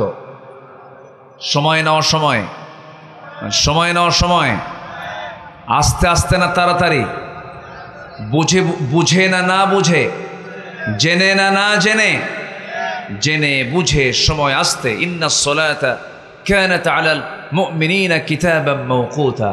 আমরা সময় মতো নামাজ পড়ব, হুকুমটা দিয়েছেন তিনি আমার কে? কয় ওয়াক্ত নামাজ? মূলত 5 ওয়াক্ত নামাজ। একটু কান লাগাবেন। ভাইজান কষ্ট হচ্ছে না? কোনো কষ্ট হচ্ছে? যে আচ্ছা আচ্ছা, না আপনারা তো ব্যস্ত, আমরা বুঝি। বিভিন্ন জায়গায় সারাটা দিন ব্যস্ত থাকতে হয়। নেতৃবৃন্দদের যে কি যে একটা কষ্ট, বুঝলেন? অন্তত এনারা বাড়িওয়ালি যে আছে তাদের কাছে সন্তুষ্ট প্রকাশ করতে পারেন না, তারা সন্তুষ্ট না। ঠিক আছে না? খুব কঠিন ব্যাপার। চেয়ারম্যানের বউ, বলেন তো বড় কে, চেয়ারম্যান না চেয়ারম্যানের বউ? বউ বড়। চেয়ারম্যান পারে না তো, সময় দিতে পারে না। ধমক টমক যা আমার ধমকা, উপায় তো নাই, সময় তো দিতে পারি না, খুব মুশকিল। নেতৃত্ব খুব কষ্টের কাজ। নেতৃত্বের জবাবদিহিতা যদি থাকতো, নেতৃত্বের জন্য কেউ চাইতো না নেতৃত্ব। ইসলাম যে নেতৃত্ব চায় তাকে নেতৃত্ব দেয় না। এই জন্য ইসলাম নেতৃত্ব যে চাবে তাকে ইসলাম নেতৃত্ব দেয় না, যে চায় না তাকে দেয় ইসলাম নেতৃত্ব। আল্লাহু আকবার বলো। ইসলাম কত সুন্দর। আল্লাহ পাক আমার ভাইকে কবুল করুন, জোরে বলি আমিন। আরো জোরে আল্লাহুম্মা আমিন। সম্মানিত ভাইয়েরা, তাহলে তওবা করবো আমরা কার কাছে? আল্লাহর কাছে। গুনাহ হবে না? বলেন গুনাহ হবে না? হবে, কিন্তু ইচ্ছা করে কোনো গুনাহ করা যাবে না। ছোট্ট একটা ইতিহাস আমার মনে পড়লো, আমি প্রায় বলি এটা। এক মহিলা সাহাবী, বিবাহিতা একজন মহিলা, হঠাৎ করে ওয়াসওয়াসায় পড়ে জেনার মতো একটা জঘন্য কাজ তার দ্বারা হয়ে গেল। আমার নবীর কাছে চলে গেলেন। নবীর কাছে গিয়ে বললেন, ইয়া রাসূলুল্লাহ, আমি তো জেনা করে ফেলেছি। রাসূল বললেন, না তুমি করো নাই। না আমি হুজুর জেনা করে ফেলেছি। না তুমি করো নাই। না হুজুর আমি জেনা করেছি। না তুমি করো নাই। 3টি বার রাসূল মানা করলেন। 3টে বারে তিনি বললেন, না হুজুর আমি জেনা করে ফেলেছি। হয়তো আপনি আমাকে সাক্ষী না থাকার কারণে আমাকে বাঁচানোর জন্য বারবার চেষ্টা করছেন, কিন্তু আপনি আমাকে দুনিয়াতে বাঁচায়া দিতে চান, আর আমি জাহান্নাম থেকে বাঁচতে চাই। হাসরের ময়দানে জিনাকারের কাতারে আমি দাঁড় হব, এটা আমি চাই নাই। মনে করে হুজুর শাস্তি নেবার জন্য আপনার কাছে আসছে, আপনি আমাকে শাস্তি দিয়ে দেন। রাসূল বলেন, মহিলা জেনা যে করেছো, জেনার ফলে তোমার পেটে বাচ্চা আসছে নাকি? হ্যাঁ বাচ্চা আসছে। কোনো কথা নাই, যাও। সন্তান ডেলিভারি না হওয়া পর্যন্ত কোনো আইন কার্যকর করা যাবে না। মহিলা যাচ্ছেন আর বলছেন, হুজুর বাঁচবো তার গ্যারান্টি? রাসূল, আমি তোমার জন্য দোয়া করে দিলাম, যাও চলে। মহিলা চলে গেলেন। সন্তান ডেলিভারি হওয়া পর্যন্ত চোখের পানি ফেলে ফেলে কাঁদতেছেন, সেজদায় পড়ে পড়ে ডুকরে ডুকরে চোখের পানি ফেলে ফেলে কাঁদেন আর তওবা করেন। 9টা মাস 10টা মাস পূরণ হয়ে গেল, সন্তান ডেলিভারি হয়ে গেল। 2 দিন না 3 দিন না 4 দিন না, মাত্র একটা দিন পর মহিলা সোজা গিয়ে নবীর সামনে হাজির হয়ে বলছে, ইয়া রাসূলুল্লাহ, সন্তান তো ডেলিভারি হয়ে গেছে, আপনি আমার উপর আইনটা কার্যকর করে দেন। আমার বন্ধুগণ, ওই মহিলা নবীর সামনে বিচার চাইল, আবার বিচারের যে রায় যে কার্যকর করার জন্য নবীর সামনে আসলো। প্রশাসন লাগলো না, জেলখানাও লাগলো না। ওই বান্দি বিচারকের সামনে এসে সব কিছু আবদার করতেছে। দুনিয়ার ভয় না আল্লাহর ভয়?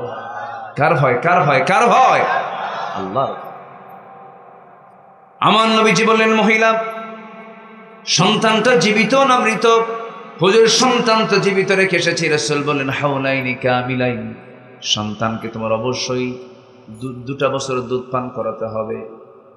সন্তানের হক রয়েছে তোমার স্তনে, যাও সন্তানকে সেবা করো, তাকে খাবার খাও। মহিলা বলছেন, হুজুর বাঁচবো তার গ্যারান্টি কি? রাসূল বলছেন, আমি তোমার জন্য দোয়া করে দিচ্ছি, তুমি চলে যাও। ভরাক্রান্ত হৃদয় নিয়ে দ্বিতীয়বারের মতো তিনি আবার চলে গেলেন। সন্তানকে 6টা মাস দুধের পাশাপাশি অন্য খাবারের অভ্যাস গড়ে তোলে ধীরে ধীরে বড় করে সন্তানটাকে টোটালি দুধ বন্ধ করে দিয়া বুকের দুধ বন্ধ করে অন্য খাবারের উপযোগী করে সন্তানকে তিলে তিলে 6 মাসে বড় করে 6 মাসের মাথায় সন্তানকে কোলের মধ্যে করে নিয়ে নবীর আদালতে চলে আসছে। রাসূলকে লক্ষ্য করে বলছেন, ইয়া রাসূলুল্লাহ, এই যে সন্তান দেখতে পাচ্ছেন, এই সন্তান আমার বুকের দুধ পান করে ছেড়ে দিয়েছে। সন্তানকে আমি অন্য খাবারের অভ্যাস গড়ে তুলেছি। আমি চাই না তৃতীয়বারের মতো আপনার কাছে শাস্তি পেতে এসেছে আর ফেরত যাই। আজকে আপনি আমার উপরে পুরো আইনটা কার্যকর করে দেন।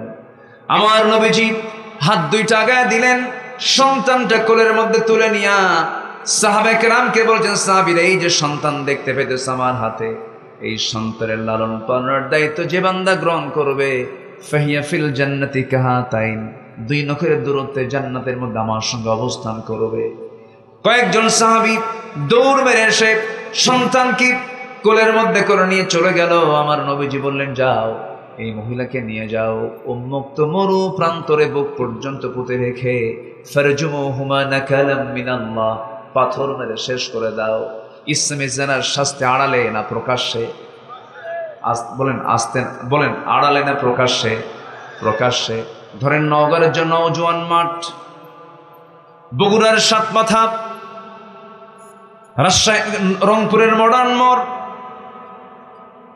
ঢাকার জিপি ও পল্টনের মোড়, গুলিস্তানের মোড়, এরকম করে করে যদি যারা জেনাকার, যারা ধর্ষক, এমন জাতীয় অপরাধী যারা আল্লাহর এই নির্দিষ্ট ফর্মুলা যদি ফলো করে যদি 2-1টা আইন যদি কার্যকর করা হয়, এমন দৃশ্য যদি যুবকদের চোখে ধরা পড়ে যে আল্লাহর কসম পরের দিন থেকে সমস্ত জেনা ধর্ষণ বন্ধ হয়ে যাবে। আসতে কোন কেন? আল্লাহই জানেন কোন আইনে কোন পন্থায় বান্দার কল্যাণ সবচেয়ে বেশি জানেন। তিনি কে? সূর্য বানিয়েছেন কে? সূর্যের উপকারিতা, সূর্যের যে কল্যাণ আমরা পাই, এটা সম্পূর্ণ অবদান কার? আল্লাহ। যে আল্লাহ সূর্য দিয়েছেন, সে আল্লাহ আইনগুলো দিয়েছেন। সে আইনের বিরুদ্ধে কথা বলার কিছু দুঃসাহস আমার দেশের কিছু কুলাঙ্গারদের মাঝে মাঝে লক্ষ্য করা যায়। বলে ফেলে এগুলো মধ্যযুগ আইন, এগুলো আইন চলতে পারে না, এগুলো বেহুদা কথা, বাজে কথা, ইমান বিরোধী কথা, ইমান বিধ্বংসী কথা। কোরআন ছিল, আছে, থাকবে। সম্মানিত ভাইরা, কোরআনের ভিতরে যে উত্তরাধিকার আইন যে আছে, বাপ মারা গেলে, মা মারা গেলে সন্তানরা যে সম্পদগুলো পায়, তার আত্মীয় স্বজনরা সম্পদগুলো পায়, মিরাস, অংশ বন্টন, গোটা পৃথিবীর কোন আইনে এমন মজবুত আইন নাই, কোথাও পাবেন না। আমেরিকাতে একটা আইন পাশ হলো, একটা ফ্যামিলির সবচেয়ে বড় দায়িত্বশীল তারা মনে করলো বড় ভাই, বাবার বড় সন্তান সবচেয়ে বেশি কষ্ট করে। ওরা বলল যে সব ভাই বোনের চাইতে বড় ভাইয়ের সম্পদের পরিমাণটা একটু বেশি হতে হবে। তারা আইনটা পাশ করলো এর উপরে ভিত্তি করে। পরের 10 বছর দেখা গেল ম্যাক্সিমাম ফ্যামিলিতে বড় ভাই মার্ডার। বড় ভাই কি মার্ডার। পৃথিবীর মানুষের তৈরি করা আইন দিয়ে কোনোদিন শান্তি আসতে পারে না। শান্তি আসবে একমাত্র কার আইন দিয়া? আসতে বলবেন না, কার আইন দিয়া? আল্লাহর আইন দিয়ে। আমার নবীজি সাহাবীকে অর্ডার দিয়ে দিলেন, চলে গেল। মহিলাকে কাপড় চোপড় পড়ায়া দিয়া, সতর ঢেকে দিয়া, বুক পর্যন্ত পুঁতে রেখে পাথর যখন মারা হলো, এমন সময় সাইয়েদনা আলী ওই মহিলাকে পাথর মারছিলেন। মহিলার শরীর থেকে ছিটকে এসে কিছু রক্ত তার হাতে লাগলো। ছিটকে এসে রক্ত লাগার সঙ্গে সঙ্গে নাসিকা কুঞ্চিত করলেন, নাক শিকায় তুললেন, মনে মনে চিন্তা করলেন, আহারে জেনাকারীর নাপাক রক্ত আমার গায়ে এসে লাগলো। ঠিক একই কথা নবীর সামনে যখন পুনরাবৃত্তি করলেন, রাসূল বলছেন, ও আলী, তুমি কার রক্তকে নাপাক রক্ত বলো? তুমি কে জানো? ওই সাহাবীর রক্ত দুনিয়াতে স্পর্শ করার পূর্বে আল্লাহ পাক তাকে জান্নাতের মেহমান বানায়া নিয়েছেন। ও আমার আলী, বেশি কিছু বলতে যেও না, যা বলেছো বলেছো। জানাজার আয়োজন করো। ওই মহিলার জানাজার দায়িত্ব আমি কাউকে দেব না, আমি রাসূল নিজে তার জানাজার দায়িত্ব গ্রহণ করলাম। জানাজার সময় চলে এলো, রাসূল জানাজা পড়ায় দিলেন। জানাজা শেষান্তে নবীজি কান্না বিজড়িত কণ্ঠে বলছেন, সাহাবীরা রে, কিছুক্ষণ আগ পর্যন্ত আমরা যে মহিলার জানাজা সম্পন্ন করলাম, এই মহিলা জীবনের শেষ সময় পর্যন্ত যে পরিমাণ তওবা করেছে, যে পরিমাণ চোখের পানি ফেলে ফেলে কেঁদেছে, রুকু করেছে, সেজদা করেছে, এই তওবা যদি এই মদিনার ৭০ জন গুনাহগারদের মাঝে যদি বন্টন করে দেওয়া হতো, ওই ৭০ জনকে আল্লাহ রাব্বুল আলামিন মাফ করে সবাইকে বিনা হিসেবে জান্নাত দিয়ে দিতেন। এই মহিলা রেহাই পেয়েছেন তওবার মধ্য দিয়া। আমরা তওবা করব কার কাছে? আসতে বলবেন না, কার কাছে? আল্লাহর কাছে। আল্লাহ রাব্বুল আলামিন তওবার কথা একবার না বারবার বলেছেন। সূরা তাওবা নামে একটা সূরা নাযিল করেছেন। সূরা তাওবা সূরা আছে না? আল্লাহ রাব্বুল আলামিন বলেন, التائبون العابدون الحامدون السائحون الراكعون الساجدون الآمرون بالمعروف والناهون عن المنكر والحافظون لحدود الله وبشر المؤمنين। জোরে বলুন আল্লাহু আকবার। সূরা তাওবার ১১২ নম্বর আয়াতে ৯টা গুণের কথা বলে আল্লাহ রাব্বুল আলামিন তাদেরকে জান্নাতের সংবাদ দিয়েছেন। ৯টা গুণের মধ্যে আয়াতে ১ নম্বর গুণ হলো যারা তওবা করবে। কার কাছে? আল্লাহর কাছে। আমরা তওবা করব, বলবো আল্লাহ ভুল হয়ে গেছে, মাফ করো, আর এই ভুল জীবনে করব না। নামাজ ছেড়েছে, আজকে থেকে নামাজ আর ছাড়বো না। মিথ্যা বলেছে, আজকে থেকে মিথ্যা আর বলবো না। তওবা করব আমি, ক্ষমা করবেন তিনি আমার কে? কে ক্ষমা করবেন? আল্লাহর ওয়াদা, আল্লাহ ক্ষমা করবেন। আমার গুনাহ হয়ে যাবে, ভুল হয়ে যাবে, কিন্তু ইচ্ছাকৃত কোনো গুনাহ করা যাবে না। নাম্বার ২, আত্মশুদ্ধির ২ নম্বর পন্থা হলো, ঠিক আছে আপনারা থাকবেন তো আবার? হ্যাঁ, আপনারা থাকবেন না ইনশাল্লাহ? ভাইজানকে আমি ছুটি দিয়েছি, কিন্তু আপনাকে কিন্তু ছুটি দেওয়া হয়নি। সবাই থাকে। জি আলহামদুলিল্লাহ। জি জি আলহামদুলিল্লাহ। পিছনের লোকগুলো সামনে বসেন, মুরব্বি সামনে আসেন, বসেন। আপনি বসেন, এখানে বসেন, বসেন, এখানে বসেন, বসেন ইজলিস। জি বসেন। মাশাআল্লাহ। হাফেজের বাপ, কিসের বাপ বলেন? এই লোকগুলো ওঠে কেন সামনের? যে এই যে চলে গেল কেন? ওই যে ২ জন। আহা, কিছু কয়ও না তো, বসেন বসেন। আমি কি দোয়া করে দেব? আজ থেকে আমি কি দোয়া করে দেব? তাহলে উঠবেন না, কিন্তু কেউ উঠবেন না, একজন লোক উঠবেন না। আমি সবাইকে নিয়ে একসঙ্গে দোয়া করব, একসাথে। আমি সবাইকে নিয়ে আমি একসাথে শেষ করতে চাই। একটু আমাকে সময় দিবেন। ১২:১৫ বাজে। আমারও কষ্ট হচ্ছে যে আমি আপনাকে কষ্ট দিচ্ছি মনে হয়। কষ্ট পাচ্ছেন নাকি আপনারা? জি। আর একটু সময় আমি চেয়ে নিচ্ছি। জানেন এই ভাইটা কত গর্বিত? বলেন তো কিসের জন্য গর্বিত? বলেন বলেন কি? উনি নিজেও হাফেজ, কিন্তু তাহলে হাফিজ ইবনু হাফিজ। কি? হাফিজ ইবনু হাফেজ, নিজেও হাফেজ, আবার হাফেজের বাপ। আল্লাহু আকবার বলেন। বিশাল ব্যাপার। গোটা পৃথিবী আপনার হাতে দিলে, আমি আমার ছোট্ট আমার একটা আল্লাহ তাআলা সন্তান দিয়েছেন, ছেলে দিয়েছে। যেদিন সে এরকম খতমের অনুষ্ঠান হয়, দস্তারবন্দের অনুষ্ঠান হয়, আমি তার ওস্তাদকে শুধু বললাম, গোটা পৃথিবী আমার হাতে তুলে দিলে আমি যে আনন্দ পেতাম, তার চাইতে বেশি আনন্দ পাচ্ছে আমার সন্তান আজকে হাফেজ হয়েছে। কি নেবেন আপনি দুনিয়াতে? কি পাবেন আপনি বলেন? আপনি হাফেজের বাপ, এর চাইতে বড় তৃপ্তি আর? আল্লাহ নিজে হাফেজ, ওয়া ইন্না লাহু লাহাফিজুন। আল্লাহ নিজে হাফেজ, বান্দাও হাফেজ। সিবগাতাল্লাহ, ওয়া মান আহসানু মিনাল্লাহি সিবগা। যার সিনায় কোরআন থাকে সে কেমনে জাহান্নামে যাবে বলেন? সে কেমনে জাহান্নামে যাবে? সম্মানিত ভাইয়েরা, চোখ বন্ধ করে সন্তানকে মাদ্রাসায় দিবেন, চোখ বন্ধ করে হাফেজ বানাবেন। আমি ওয়াদা করে যাচ্ছি, আপনাকে বলে গেলাম, যে সন্তান তার সিনার মধ্যে ৩০ পারা কোরআন তুলতে পারে, আল্লাহর কসম পৃথিবীর সকল জ্ঞান সে তার সিনার মধ্যে তুলতে পারে। যে সিনায় কোরআন থাকে সেই সিনায় পৃথিবীর সব জ্ঞানই থাকবে। এটা মাথায় রাখবেন। যারা হাফেজ হয় তারা প্রচন্ড মেধাবী হয়, তাদের স্মৃতিশক্তি খুব প্রখর হয়। আর স্মৃতিশক্তির প্রখরতার জন্য কোরআনের হিফজ দরকার। আলহামদুলিল্লাহ। সম্মানিত ভাইয়েরা, এই কথাগুলো বলে ফেললাম ভাইকে দেখে। এখন আমার দিকে তাকান। নিজের নফসের শুদ্ধতার জন্য কয়টা পন্থার কথা বলেছি বলেন তো আপনারা? বলেন কয়টা? চলতেছে কয় নাম্বার? আরো আছে কয়টা? 9টা। নাম্বার 2 আসেন। একটু মনোযোগ দিয়ে কথাগুলো শুনবেন, মুখস্থ করে নেবেন, কোট করে নেবেন, হৃদয়ে গেঁথে নেবেন, কাজে লাগবে। এগুলো আমার পরামর্শ নয়, এগুলো পরামর্শ সরাসরি আমার আল্লাহ তাআলার। জোরে বলি সুবহানাল্লাহ। নাম্বার 2 হলো ওই বান্দা সফল, আত্মশুদ্ধির সফল পন্থা 10টা পন্থার মধ্যে নাম্বার 2 পন্থা হলো সালাতের প্রতি যারা যত্নশীল হবে, নামাজের প্রতি যারা যত্নশীল হবে। এটা হচ্ছে সফলতার আত্মশুদ্ধির 2 নাম্বার পন্থা। সালাতের প্রতি যত্নবান হওয়া।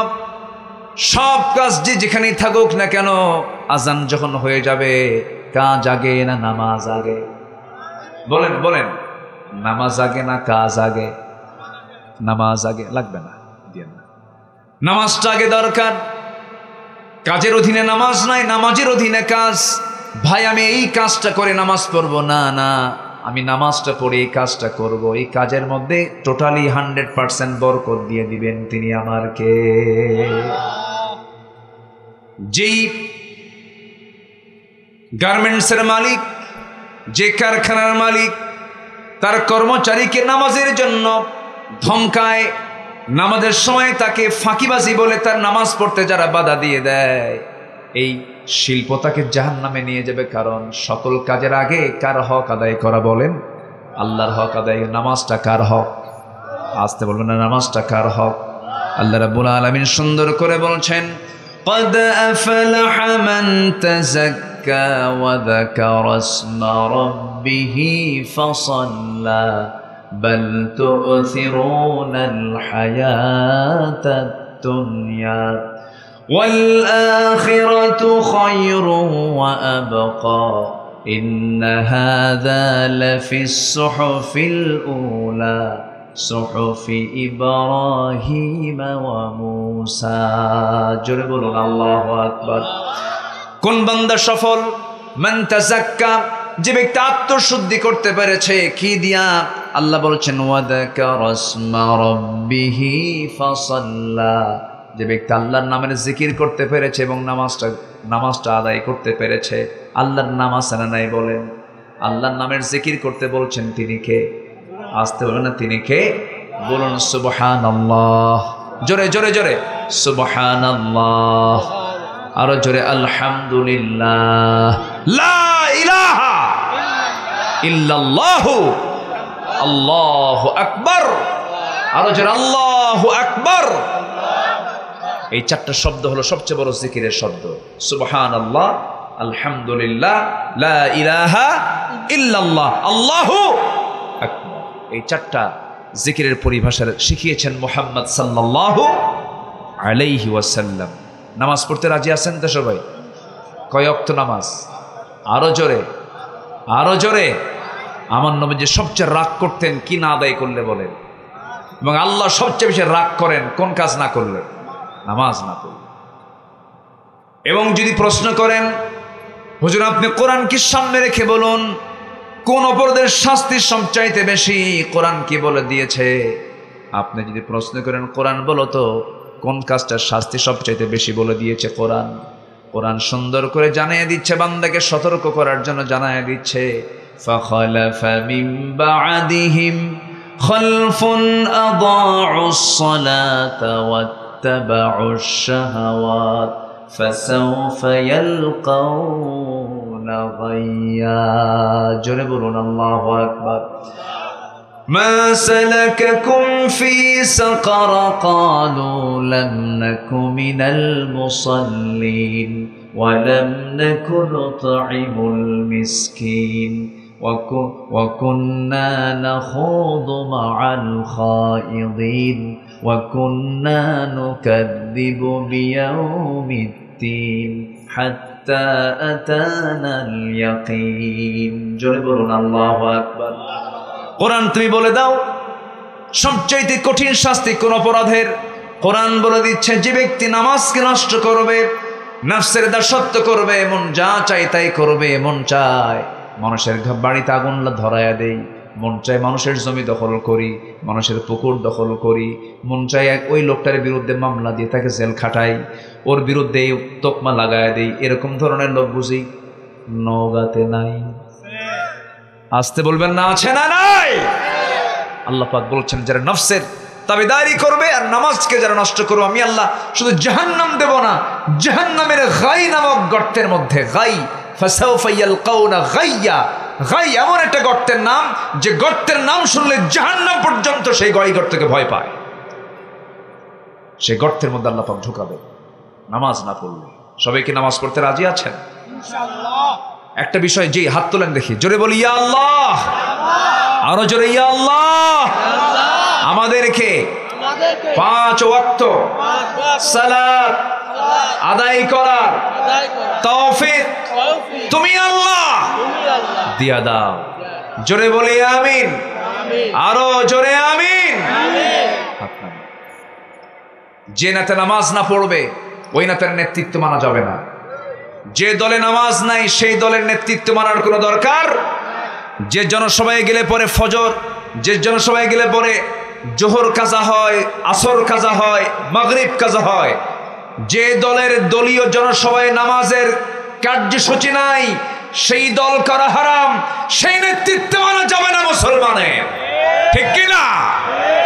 মানা যাবে না, মানবো না। নেতা মানতে গিয়ে আমাদেরকে হিসাব করে মানতে হবে, কারণ হাসরের দিন আল্লাহ তাআলা ব্যক্তি একজনকে তুলবেন না, ব্যক্তিকে তার নেতা সহ তুলবেন। ইয়াউমা নাদউ কুল্লা উনাসিম বিইমামিহিম, কিয়ামতের দিন আমি আল্লাহ প্রত্যেক ব্যক্তিকে তার নেতা সহ ডাকবো। যদি আপনার নেতা যদি গাঁজা খায়, গাঁজা করে সঙ্গে উঠতে হবে। যদি চান্দাবাজ হয়, চান্দাবাজ নেতার সঙ্গে আপনাকে উঠতে হবে। তাহলে বলেন, নেতা নির্বাচন করতে গেলে আমাদের চিন্তা করার দরকার আছে না নাই? নেতা খারাপ হলে আমার জন্য হাসরের দিন বিপদ না নিরাপদ? বলেন, বিপদ না নিরাপদ? মহা বিপদ হয়ে যাবে। আমরা এগুলোকে খেয়াল করার চেষ্টা করব। জোরে বলি ইনশাআল্লাহ, আরো জোরে বলি ইনশাআল্লাহ। সম্মানিত ভাইয়েরা, সম্মানিত বন্ধুগণ, নামাজের ব্যাপারে আমরা যত্নশীল হব। আমার নবীজির লাস্ট মেসেজ, পৃথিবী থেকে যখন তিনি বিদায় নেন, বিদায় লগ্নে কিন্তু মানুষ পরিবারের কথা বলে, নিজের কথা বলে, সন্তানদের কথা বলে। আমার নবীজি বিদায়ের শেষ ভাষণ, বিদায়ের যে শেষ সেন্টেন্স, শেষ যে কথা, তা কি ছিল বলেন? আরো জন, তা কি ছিল বলেন? নামাজ। বউ যদি নামাজ না পড়ে কি করবেন বলেন? বুঝাও কাম হয় না, কি করবে? দেখছেন একজনকে পিটাতে হবে না, কি জানি এত অ্যাকশনে গেলে কি কাম হয়? হ্যাঁ, ওয়াহজুরুহুন্না ফিল মাদাজি'i, কত কথা আসছে, কত সিস্টেম আসছে, কত পদ্ধতি আসছে। কয় হুজুর নামাজ না বলে পিটাবো, এটা উত্তর হলো? বলেন তো, বউ কি পিটানোর জিনিস না আদরের জিনিস? বলেন, এই আসতে কন কেন? বউ কি পিটানোর জিনিস না মোহাব্বতের জিনিস? একটু জোরে কোন মায়েরা শুনু, কি পিটানোর না মোহাব্বতে? দেখেন বাচ্চারাও কয় মোহাব্বতে, তুমি আমার মোহাব্বতের বুঝবে। মাশাআল্লাহ, ওরা মোহাব্বত করতে শিখবে ইনশাআল্লাহ। জোরে বলি ইনশাআল্লাহ। সুন্দর করে বুঝাতে হবে। আমার বন্ধুগণ, ঘরকে নামাজ দিয়ে সাজাতে হবে কি দিয়া? ফার্নিচার না নামাজ? বলেন, ফার্নিচার না নামাজ? ঘরকে নামাজ দিয়ে সাজাতে হবে। ছেলেকে বলতে হবে বাবা ওঠো নামাজ, মেয়েকে বলতে হবে বাবা ওঠো নামাজ, বউটাকে বলতে হবে বউ তোমার এই হাত দিয়া তুমি আমাকে রান্না বান্না করে খাওয়াবা, নামাজটা পড়ো। ওযু বানায় নাও।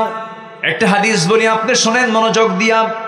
প্রত্যেক বান্দার কাছে শেষ রাত্রিতে ফজরের একটু আজানের একটু আগে তাহাজ্জুদের সময় প্রত্যেকটা ব্যক্তির কাছে শয়তান এসে শিওরে বসে 3টা গিট মারে। কয়টা গিট মারে বলেন? 3টা গিট মারে। গিট মারা বোঝেন তো কি? গিরা দেওয়া, গিট্ট দেওয়া, বাঁধন দেওয়া, 3টা গিট দিয়ে দেয়। এই 3টা গিট মেরে শয়তান চলে যায়। আমার রাসূল বলেন, ও সাহাবীরা শয়তানের বেঁধে দেওয়াই 3টা গিট যদি তোমরা ছুটাতে চাও 3টা আমল করবে। নাম্বার 1 হলো আজান যখন তোমার কানে আসবে আস্তে করে তোমার বিছানা থেকে তোমার পিঠটা সরায় নিবে, একটা গিট ছুটে যাবে। এরপরে তুমি সুন্দর করে ওযু বানাবে, 2 নাম্বার গিটটা ছুটে যাবে। এরপরে তুমি ওযু বানায় নামাজের নিয়তে মসজিদের দিকে রওনা দেবে। প্রত্যেকটা কদমে কদমে 10টা করে নেকি লেখা শুরু হয়ে যাবে। নামাজ যখন শুরু করবে 3 নাম্বার গিটটাও ছুটে যাবে। পরবর্তী 24 ঘন্টা শয়তান তোমার কাছে ওয়াসওয়াসা দেওয়ার জন্য আসার সাহস পাবে না। জোরে কোন সুবহানাল্লাহ। শয়তানের গিটটা ছুটানোর জন্য কোন নামাজ আগে দরকার বলেন? কোন নামাজ আগে দরকার? একটা আদর্শ গ্রামের বৈশিষ্ট্য কি? জোহরে মুসল্লি বেশি হওয়া, আসরে মুসল্লি বেশি হওয়া না ফজরে মুসল্লি বেশি হওয়া? ফজরে মুসল্লি বেশি হওয়া। ফজরে সবাই বাড়িতে থাকে, হিসাব হবে ফজরে কতজন মুসল্লি নামাজ পড়লো। এটা আদর্শ গ্রাম। সাজানোর দরকার আছে না নাই? সাজানোর দরকার আছে না নাই? সাজাতে হবে গ্রামটা। কি মাতব্বর যারা আছেন গ্রামের বৈঠক একদিন দিয়ে বলবেন, শুনে এদিকে আসো, সারা জীবন অনেকের বিচার করলাম, মাতব্বরি করলাম, কিয়ামতের দিন আল্লাহ যদি আমাকে নামাজের ব্যাপারে প্রশ্ন করে বসেন, গ্রামের লোকজনকে নিয়ে নামাজের ব্যাপারে কোনো পরামর্শ করছিস নাকি বল, উত্তর দেব কি? সুন্দর করে ডাকবেন, ডাক দিয়ে বলবেন, ও গ্রামবাসী, তোমরা আমাকে দায়িত্ব দিয়েছ, আমি ফজরে মুসল্লি পাই না, আমি আল্লাহর কাছে কি জবাব দেব? একটু কেঁদে ফেলবেন, সবাইকে দরদ নিয়ে মোহাব্বত নিয়ে বলবেন, একদিন বলবেন, 2 দিনের বৈঠকে বলবেন, সুন্দর কাজ হয়ে যাবে। দেখবেন একটা গ্রামের প্রত্যেকটা বাড়ি থেকে যদি ফজরের সময় যদি মসজিদে চলে আসে, আল্লাহর কসম করে বলি ওই গ্রামটা হয়ে যাবে জান্নাতি গ্রাম। জোরে কোন সুবহানাল্লাহ। ঘরটাকে জান্নাতি ঘর বানায় ফেলেন। ফজর যখন হয়ে যাবে আপনি বাবা সবার আগে উঠবেন, ছেলেকে ডাক দিবেন, বলবেন সালাত সালাত সালাত সালাত সালাত সালাত, বারবার বলবেন। সুন্দর করে সে নামাজে দাঁড়ায়া যাবে। মসজিদে গিয়ে জামাত পান নাই, বাড়িতে আজান দিয়ে ফেলবেন, সুন্দর করে আপনি নামাজের ইমাম হয়ে যাবেন, আপনার বউ পিছনে দাঁড়ায়া যাবে, সন্তান ছেলে আপনার পাশে দাঁড়াবে, মেয়েরা তার মার পাশে দাঁড়াবে, এমন করে সুন্দর করে কাতার করে বাড়িতে নামাজের পরিবেশ তৈরি করে ফেলবেন। আপনি কি জানেন যে পরিবারে নামাজটা ঠিক মতো আছে, আল্লাহর কসম সেই পরিবারে শয়তান ওয়াসওয়াসা দিতে পারে না। সুন্দর করে নামাজের পরিবেশ তৈরি করবেন। বউটাকে আস্তে করে ডাক দিয়ে বলবেন, বউ দেখো, তোমার সঙ্গে আমার কত গভীর সম্পর্ক, আমার যৌবন তোমার কাছে, তোমার যৌবন আমার কাছে, আমাদের দুইজনের সম্পর্কের মধ্যে দিয়ে যে সন্তানগুলো, ফুটন্ত গোলাপগুলো পরিবার সুন্দর করে ছড়িয়ে পড়েছে, আমার সন্তান তুমি কি চাও শুধু দুনিয়ার মার্কেটে একসঙ্গে যাব না, আমরা যদি জান্নাতের মার্কেটে একসঙ্গে মার্কেটিং করতে চাই, চলো না আমরা 2জন মিলে নামাজ পড়ি। দেখবেন 2জন নামাজ পড়া শুরু হয়ে গেছে। সুন্দর করে বলবেন, আমার নবী দুনিয়া থেকে যখন বিদায় নেবেন, একবার হোশ একবারে বেহোশ, রবিউল আউয়াল মাস চলে আসছে, আমার নবীজির দেহের মধ্যে বিষক্রিয়া দেখা দিয়েছে। নবীজিকে ইহুদির বাচ্চারা বিষ মেরেছিল, বিষ খাদ্যের মধ্যে দিয়েছিল। আমার বন্ধুগণ, যে ইহুদির বাচ্চারা আমার নবীর মতো প্রাণপ্রিয় নবীর খাবারের মধ্যে বিষ ঢুকাতে পারে, সে ইহুদির বাচ্চারা মুসলমানদের কোনোদিন কল্যাণ করতে পারে নাকি? আসতে বলুন না, পারে নাকি? অনেক নবীকে তারা হত্যা করেছে, অনেক পয়গম্বরদেরকে ঝুলায় মেরেছে।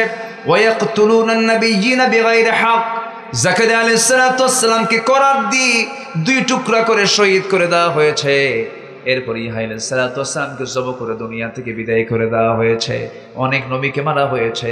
আমার বন্ধুগণ, আমার ভাইয়েরা, সেই নবীজি যখন ওই বিষক্রিয়ায় যখন আক্রান্ত হয়ে পড়লেন, নবীজির মুখ থেকে বারবার বমি বের হচ্ছিল, শরীর থেকে ঘাম ঝরতেছিল, রাসূল একবার হোশ একবারে বেহুশ। ওই অবস্থায় খোঁড়ায় খোঁড়ায় রাসূল আম্মাজান আয়েশার ঘরের সামনে গিয়ে দরজায় নক করলেন। দরজা খুলে গেল, ভিতরে ঢুকি বলছেন, আয়েশা শরীরটা ভালো যাচ্ছে না, মনে হয় মারা যাবো, আমি দুনিয়াতে বাঁচবো না, মাথায় একটু পানি ঢেলে দাও তো। মাথায় পানি ঢেলে দেওয়া হলো। আজান হয়ে গেল। আজান যখন হয়ে গেছে, রাসূল বলছেন, আয়েশা আমার বেলাল আজান দিল, আমি মসজিদে না গেলে কেমন হয়? নিজের গায়ে কোনো শক্তি নাই, সর্বশক্তি প্রয়োগ করে তিনি দাঁড়ানোর জন্য চেষ্টা করতে নিয়ে পারলেন না, মাথা চক্কর মেরে পড়ে যেতে নিলেন। আম্মাজান আয়েশা তাকে শক্ত করে ধরলেন আর বলছেন, ইয়া রাসূলুল্লাহি আপনি জামাতে নামাজ পড়তে পারবেন? রাসূল বলছেন, মনে হয় আমি আর পারবো না জামাতে নামাজ পড়তে, কিন্তু আমার বেলাল তো আজকে আমাকে না দেখে আজান দিয়েছে, কান্নাকাটি করেছে আজানের মধ্যে, আমাকে দেখে নাই। ও আমার আয়েশা, নামাজ তো সময় মতো শুরু হয়ে যাবে, কি নামাজটা পড়াবে? আমার পক্ষ থেকে জানান দিয়ে দাও আমার বন্ধু তোমার আব্বা আবু বকর যেন আমার মুসাল্লায় দাঁড়ায় নামাজের দায়িত্ব পালন করে দেয়। সময় হয়ে গেছে, নামাজের মুসাল্লা ইমাম নতুন আসছেন, সাহাবে কেরামদের মধ্যে কান্নার রোল পড়ে গেছে, সাহাবীরা কান্দে, কান্নায় বিজড়িত হয়ে চিৎকার করে কাঁদতেছে। জানাজায় নামাজে সবাই হাজির হয়ে গেছে। আমার নবীজি বলছেন, আমার আয়েশা রে, আমার সাহাবীরা কান্দে কেন? আমাকে একটু ধরো তো। জানালার কাছে নিয়ে যাওয়া হলো। জানালার কাছাকাছি নিয়ে যাওয়ার পরে সেই জানালার ফাঁকা দিয়ে আমার রাসূল সাহাবে কেরামদের নামাজের দৃশ্যগুলো দেখতেছিলেন। আমাদের আয়েশা তাকে ধরে আছেন, রুকুতে যান, সেজদায় যান, সাহাবে কেরাম চোখের পানি ফেলে ফেলে কাঁদতেছেন, আওয়াজ দিয়ে দিয়ে কাঁদতেছেন।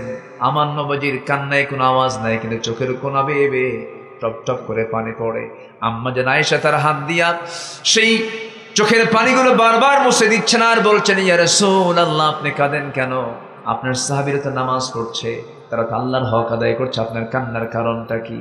রাসূল বলছেন, আয়েশা রে, আমার যে চোখের পানি দেখতেছ, আল্লাহর কসম করে বলি এই চোখের পানি আমার দুঃখের নয়, এই চোখের পানি আমার চরম আনন্দের পানি। তুমি কি জানো এই নামাজ আজকে রাষ্ট্রীয় পর্যায়ে কায়েম হয়ে গেছে।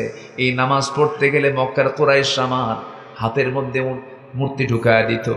এই নামাজ পড়তে গেলে মক্কার কুরাইশ আমার পিঠের উপরই উটের পচানারি ভরি চাপায়া দিয়েছে, মুক্তবের জমিনে পড়ে গেছি। এই নামাজ কায়েমের সংগ্রাম করতে গিয়ে তায়েফের ময়দানে কাফেররা আমাকে চোখা চোখা পাথর দিয়ে রক্তাক্ত করেছে। দেখো এই যে ক্ষত বিক্ষতের চিহ্নগুলো আমি লালন করছি, দেখো দেখো আমার শরীরে কত কত জখমের চিহ্ন, কত ক্ষতের চিহ্ন। এই নামাজ কায়েমের সংগ্রাম করতে গিয়ে উহুদের প্রান্তরে কাফের মুশরিকরা আমার দাঁত ভেঙ্গে ফেলে দিয়েছে। দেখো দাঁত ভাঙ্গার দেহ নিয়া, দাঁত ভাঙ্গা মুখ নিয়ে দুনিয়া থেকে বিদায় নিতেছি। ওরে আয়েশা, এই নামাজ কায়েমের সংগ্রাম করতে গিয়া, ওই খন্দকের পরীক্ষা খনন করতে গিয়া কোমরটা হারায় ফেলছি, কোমরটা সোজা করতে পারি না। ওরে আয়েশা, আজকে আমি আমার কোমর সোজা করতে পারি না খন্দকের পরীক্ষা খনন করতে গিয়ে, এই শুধু নামাজ কায়েমের জন্য। সেই নামাজ কায়েম আজকে রাষ্ট্রীয় পর্যায়ে বাস্তবায়ন হয়েছে। এই চরম আনন্দে আমার চোখের পানি বের করতে বাধ্য করেছে। আয়েশা, মনে হয় বাঁচব না, আমাকে একটু সহায় দাও, মাথায় পানি ঢেলে দাও। আমার নবীজি তার কাছ থেকে বিদায় নেবেন, এমন সময় বলছেন, ও আমার আয়েশা, আমার খাদেম আনাস কোথায় গেল? আনাসকে দেখি না। সাইয়েদনা আনাস নাই, আশেপাশে নাই। রাসূল বলেছেন, আমার আনাসকে খুঁজে বের করে আনো। আনাস বিন মালিক অনেক দূর থেকে তিনি বের হয়ে আসলেন, তার মুখে তখন দাড়ি ওঠেই নাই, ছোট্ট মানুষ, 20 বছর বয়স তার। তাই সেই সময় রাসূল বলছেন, আনাস রে, যদি কোনো ভুল করে থেকে আমাকে মাফ করে দিও, তুমি আমার খাদেম, আমার কাছ থেকে দূরে দূরে থাকো কেন? কি হয়েছে? কোনো ভুল হলে মাফ চাই। সাইয়েদনা আনাস বলেন, ইয়া রাসূলুল্লাহ, মাফ আপনি চাবেন, কোনো মাফ তো আমি চাই। আমি তো আপনার কোনো খেদমত করতে পারলাম না, আমি আপনার কোনো খেদমত করতে পারলাম না। 10টা বছর আমার মা আপনার কাছে আমাকে দিয়ে গেছেন, এই 10টা বছরে আমি আপনার খেদমত করতে যাব তো দূরের কথা, আপনি উল্টা আপনি আমার খেদমত করেছেন। বয়স কেবল হওয়া শুরু হলো, বুঝের বয়স আসলো। আমি আপনার জন্য দোয়া করি হুজুর, আপনি যুগের পর যুগ বাঁচেন, আমি আনাস, আমি আপনার খেদমত করে যেন যেতে পারি। রাসূল সাইয়েদনা আনাসকে বুকের সঙ্গে জড়িয়ে ধরে বলছেন, আনাস রে, বুঝতে পেরেছি তোর আবেগ রে। আনাস, সাকরাতুল মউতের লক্ষণ আমার মধ্যে চলে আসছে, মৃত্যুর যন্ত্রণা আমার মধ্যে চলে আসছে, আমি যে কোনো মুহূর্তে দুনিয়া থেকে বিদায় হয়ে যাব। আনাস রে, আমি মনে হয় আর বাঁচবো না, তবে আমি আল্লাহর কাছে বলছি, আল্লাহ, জান্নাতের খাদেম হিসেবে আমি কাউকে চাই না, তুমি আল্লাহ আমার জান্নাতের খাদেম, আমার দুনিয়ার আনাসকে আমার জান্নাতের খাদেম বানায় দিও। জোরে কান সুবহানাল্লাহ। মান তাশাব্বাহা বিকওমিন ফাহুয়া মিনহুম। আমার নবী এই কথাগুলো বলে দুনিয়া থেকে বিদায় নিচ্ছিলেন, এমন সময় বলছেন, আয়েশা, দেখো তো আমার কলিজার টুকরা, আমার দেহের টুকরা, আমার ফাতিমা কোথায় রে? দেখো তো আমার ফাতিমা কই গেল? ফাতিমা নাম শব্দ নেওয়ার সঙ্গে সঙ্গে নবীর সামনে হাজির হয়ে গেছেন। কোন আওয়াজ নাই, কোন শব্দ নাই, শুধু চক্ষু বেয়ে বেয়ে টপ টপ করে পানি পড়ছে। রাসূল বলছেন, আরে ফাতিমা, এইদিকে আয়। সহিহ সিয়াসিত্তের হাদিস, নবীজি তাকে পাশে বসালেন, কানের মধ্যে মুখ ঢোকায় বলছেন, কানে কানে কি যেন বললেন। আম্মাজান আয়েশা হাদিসটা বর্ণনা করে বলেন, কি যেন কানে কানে বললেন, কান্না থেমে গেল। শুধু এতটুকু বলেন, ফাতিমা কেঁদো না, কেঁদো না, দুনিয়ার জিন্দেগিতে আমি যেমন তোমাকে দূরে রাখতে দেই নাই, দূরে থাকতে দেই নাই, আমি দুনিয়া থেকে বিদায় হয়ে যাব, আমার বিদায়ের পরও তুমি আমার পরপরই দুনিয়া থেকে বিদায় হবে, কবরের জিন্দেগিতে তুমি আমার সাথে সাথেই থেকে যাবে। ফাতিমাকে সান্ত্বনা দিলেন। এরপরে রাসূল দুনিয়া থেকে বিদায় নেবেন।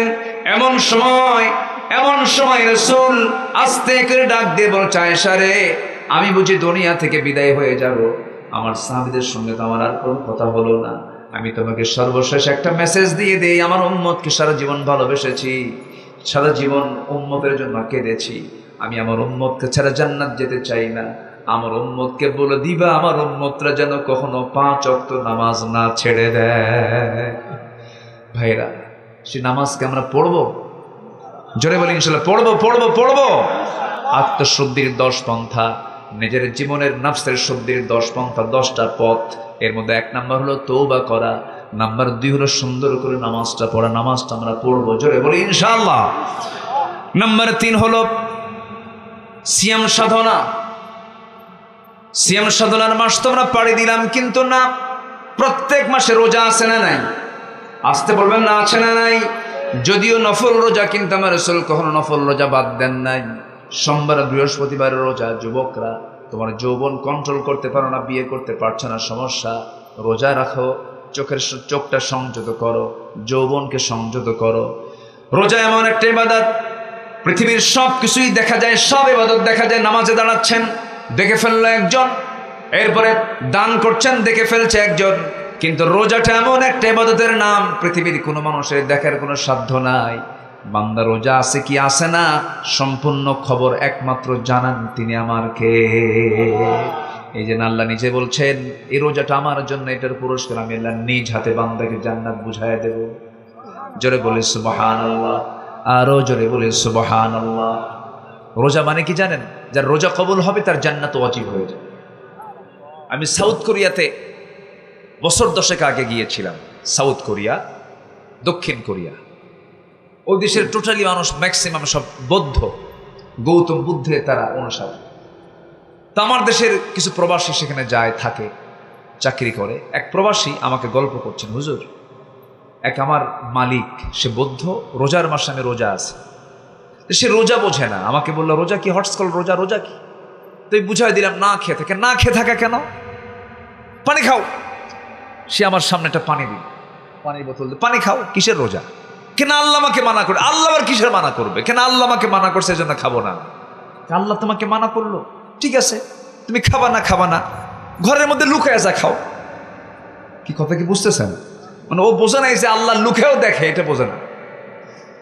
তো বললো, আমার আল্লাহ এমন আল্লাহ যিনি লুকে খেলেও খায়, লুকে খেলেও দেখে, গোপনে খেলেও দেখে, প্রকাশ্যে খেলেও দেখে। আশ্চর্য হয়ে, তাই তোমার আল্লাহ গোপনেও দেখে, প্রকাশ্যেও দেখে, আর তুমি সেই আল্লাহকে ভয় করে রোজা আছো? তোমার দেশের মানুষ কি করে? আমার দেশের মানুষের সবাই রোজা রাখে। বলতেছে, তোমার দেশের মানুষ তো খুব বড় আল্লাহওয়ালা, কোনো অপরাধ করে না, কোনো চুরি ডাকাতি করে না। কি আস্তে কয়, আস্তে কয়। তাহলে ওই বৌদ্ধের যে ধারণা, সেই ধারণাই তো রাইট। যে আল্লাহর ভয়ে খায় না আড়ালে, যে আল্লাহর ভয়ে কোনো পানি খায় না, কোনো কিছু খায় না, বৈধ স্ত্রীর কাছে সে যায় না আল্লাহর ভয়ে, সে তো আল্লাহওয়ালাই, সে তার মধ্যে ভালো মানুষ তো হওয়ার কথা না। তাহলে এত রোজাদার আমার দেশে থাকার পরও চুরি আসে না নাই, ডাকাতি আসে না নাই, তাহলে কেমন কি রোজা করলো আমাদের বলেন? তাহলে আত্মশুদ্ধির জন্য নকল রোজার দরকার না, আসল রোজার দরকার। বলে কি রোজার দরকার? আসল রোজা। আমরা আসল রোজা পালন করবো, জোরে বলি ইনশাআল্লাহ। নাম্বার 4 হলো আল্লাহর জিকির করা। আল্লাযীনা আমানু তাতমাইন্নু কুলুবুহুম বিযিকরিল্লাহ, আলা বিযিকরিল্লাহি তাতমাইন্নুল কুলুব। জোরে বলুন আল্লাহু আকবার। নাম্বার 5 হলো আত্মশুদ্ধির জন্য নাম্বার 5 নাম্বার পথ হলো কোরআনের সাথে সম্পর্ক বেশি রাখবো আমরা। এই কিতাবের সঙ্গে সম্পর্ক বেশি যার, আল্লাহর সঙ্গেও সম্পর্ক বেশি তার। এই কিতাবকে সুন্দর করে পড়বো, তিলাওয়াত, কিরাআত, দিরাসাত, তাদাব্বুর সব মিলিয়ে আমার সঙ্গে কোরআনকে আমার সঙ্গে আমার লালন করতে হবে, বুঝতে হবে। আপনি কি জানেন এই কোরআন একদিন আমাকে আপনাকে সুপারিশ করে জান্নাতের দরজায় পৌঁছাইয়া দেবে? জোরে বলি সুবহানাল্লাহ। এই জন্য দুনিয়ার দল করব না, কোরআনের দল করব। আরো জোরে ওয়াদা করে যান, দুনিয়ার দল না কোরআনের দল? আরো জোরে বলেন, দুনিয়ার দল না কোরআনের দল? দুনিয়ার দল না কোরআনের দল? দুনিয়ার দল না কোরআনের দল? মনে যেন থাকে। জোরে বলি ইনশাআল্লাহ, নাকি বের হওয়ার পরে ভুলে যাবেন? নাম্বার 6 হলো সেজদায় বেশি বেশি ক্রন্দন করা। يخرون للأذقان يبكون ويزيدهم خشوعا। জোরে বলুন আল্লাহু আকবার। নাম্বার 7 হলো হালাল রিজিক উপার্জন করা। কুলু মিনাত তাইয়্যিবাত ওয়া আমালু সালিহান ইন্নী বিমা তা'মালুনা আলিম। জোরে বলুন আল্লাহু আকবার। নাম্বার 8 হলো মিথ্যাচার ছেড়ে দেওয়া, গীবতকে বর্জন করে ফেলা। মিথ্যাচার করা যাবে না, গীবত করা যাবে না, ইমানদারের মুখ থেকে মিথ্যা কথা বের হবে না। ইমানদার যে তার মুখ থেকে মিথ্যা বচন কখনো আসবে না, মিথ্যা বচন সে করবে না, মিথ্যা কথা সে বলবে না, মিথ্যা সাক্ষী সে দেবে না। আমার দেশে এমন সাক্ষীও দেখেছি বিগত 16 বছর সাক্ষীর জন্ম হলো 76 আর ঘটনা হলো 71। কি বলেন কি ঘটনা? কি 71? সাক্ষীর জন্ম কোন সাল? 76। তাহলে 5 বছর আগের ঘটনা সে জানলো কেমনে? রুহের জগৎ থেকে সে চোখ দিয়ে দেখছে।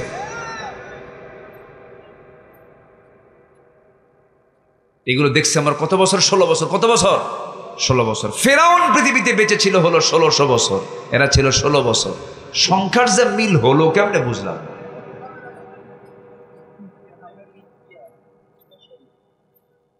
আল্লাহ তাআলা এদের কিছু উদাহরণ দিয়েছে, জানেন? আল্লাহ তাআলা এদের কিছু উদাহরণ দিয়েছে। যেরকম আল্লাহ তাআলা মশার উদাহরণ দিয়েছেন। কিসের উদাহরণ বলেন তো? মশা। মশা মশা কি করে আমাদের বলেন? কামড়ায় কিনা? মশা কামড়ায়। আল্লাহ তাআলা কোরআনের ভিতরে মশার কথা বললেন, তো কাফেররা বলল ফায়াকুলুনা মাযা আরাদাল্লাহু বিহাযা মাসালা। তোমার আল্লাহর কি দরকার ছিল যে এই মশার উদাহরণ কোরআনে ঢুকানো? এর এত বড় একটা কিতাব, এটা এর মধ্যে মশা কেন বলে ফেল। কিন্তু কেন যে মশা ঢুকালেন এই যে এ দেখেন, বুঝবেন।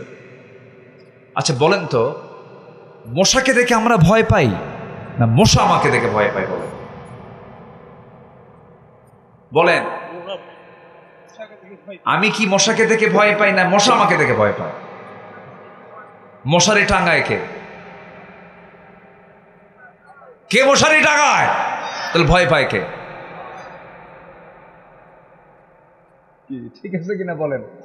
আচ্ছা, তাহলে ছোট্ট মশা, কিন্তু এই মশা এত ভয়ঙ্কর। এডিস একটা মশা আছে যার কামড় খাইলে প্রায় অনেক রোগী মারা যায় কিনা? মারা যায় কিনা বলেন? মারা যায়। তো এই মশাকে ছোট চোখে দেখার কোনো সুযোগ নাই। আল্লাহ পাক মশার উদাহরণ দিয়েছেন সূরা বাকারার মেবি 22-26 নম্বর আয়াত। আল্লাহ তাআলা এই মশার উদাহরণ, ইন্নাল্লাহা লা ইস্তাহি আন ইয়াদরিবা মাসালান মা বাউদাতান। বাউদাতান বলেছেন, এটা গোলতা শেষে আছে, এটা মুয়ান্নাস। মশা কামড় মারে পুরুষ মশা না স্ত্রী মশা? বলেন, কি মশা কামড়ায়? পুরুষ মশা কামড়ায় না মহিলা মশা কামড়ায়? আরে মহিলা মশা কামড়ায়, এটা জানতে হবে তো। আমরা কামড়াই না। না, আবার মাদেরকে দোষ দেওয়া যাবে না। এখানে কিন্তু মহিলারা না, এখানে মহিলা মশা। মহিলা কি? মশা। আচ্ছা, মহিলা মশা কামড়ায়। এই মহিলা মশাটা কামড়ায়। আল্লাহ পাক 1500 বছর আগে কিন্তু মহিলা মশার কথাই বলেছেন।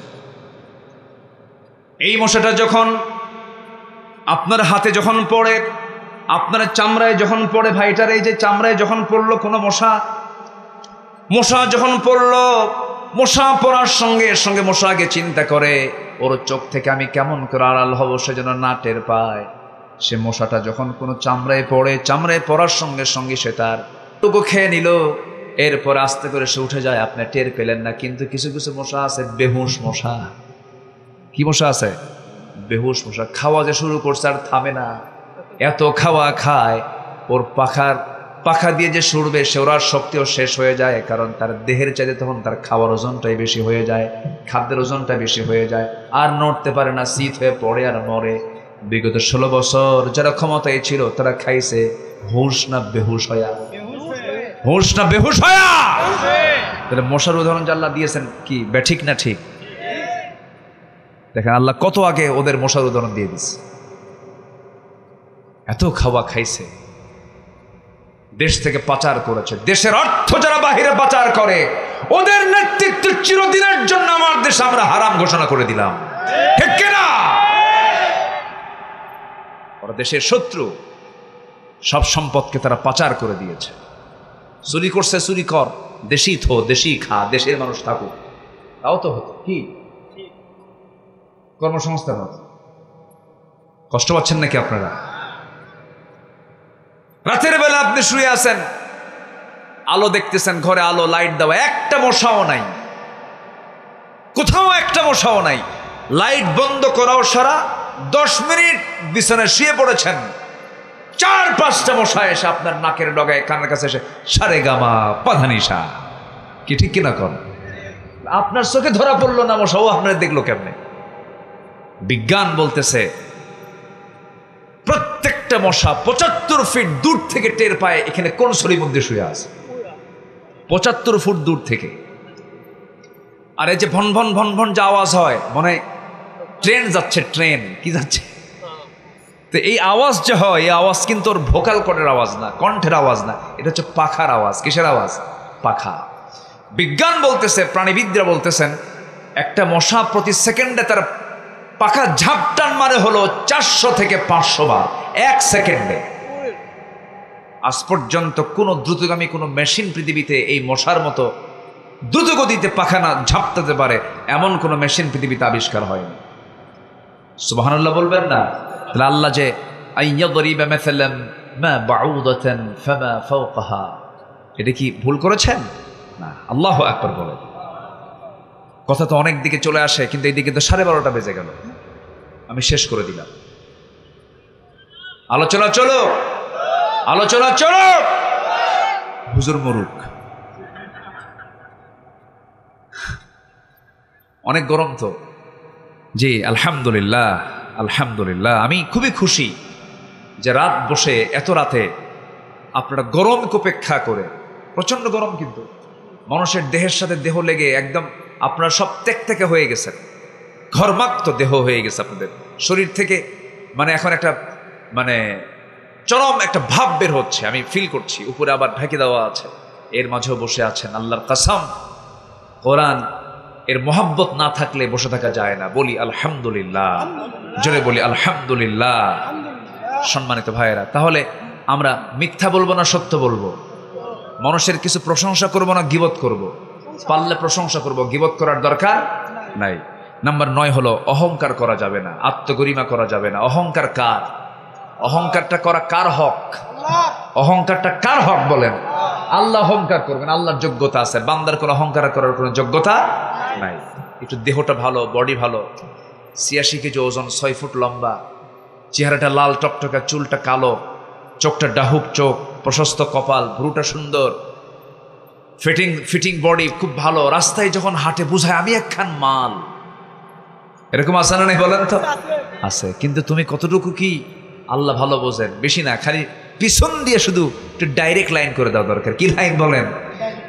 ডাইরেক্ট লাইন যদি হয় আর 7-8 বার যদি যাওয়া আসা করো, তোমার ফিটিং বডি শেষ, মাল থাকবে না, অচল হবে। কি হবে? কি হবে? অচল। অতএব দেহের অহংকার করা যাবে না, সম্পদের অহংকার করা যাবে না, ক্ষমতার অহংকার করা যাবে না। আজ থেকে 8 মাস আগে যার কথায় প্রশাসন উঠতে বসতো, সেই মহিলা আজকে গোটা পৃথিবীর কোথাও জায়গা পাচ্ছে না। অহংকার দেখানো যাবে না। ক্ষমতার অহংকার না, অর্থের অহংকার না, দেহের অহংকার না, কোনো অহংকার দেখানো যাবে না। নাম্বার 10, শেষ তো হলোই মোটামুটি, আমি শর্ট করে বলে ফেললাম। নাম্বার 10 হচ্ছে তাকওয়া অর্জন করব আমরা। তাকওয়া, তাকওয়া মানে হচ্ছে সেই গুণ, যে গুণটা হচ্ছে সকল প্রকার হারাম থেকে যে ব্যক্তি নিজেকে বিরত রাখতে পারে, সে হচ্ছে মুত্তাকি। বলি আলহামদুলিল্লাহ। হারামকে হারাম জেনে হারামকে বাদ দেব, আমি জান্নাত বুঝে নেবো। কাল আমি হারামের কাছে যাইও নাই, তুমি আমার জান্নাত বুঝাই দাও। জোরে কান সুবহানাল্লাহ।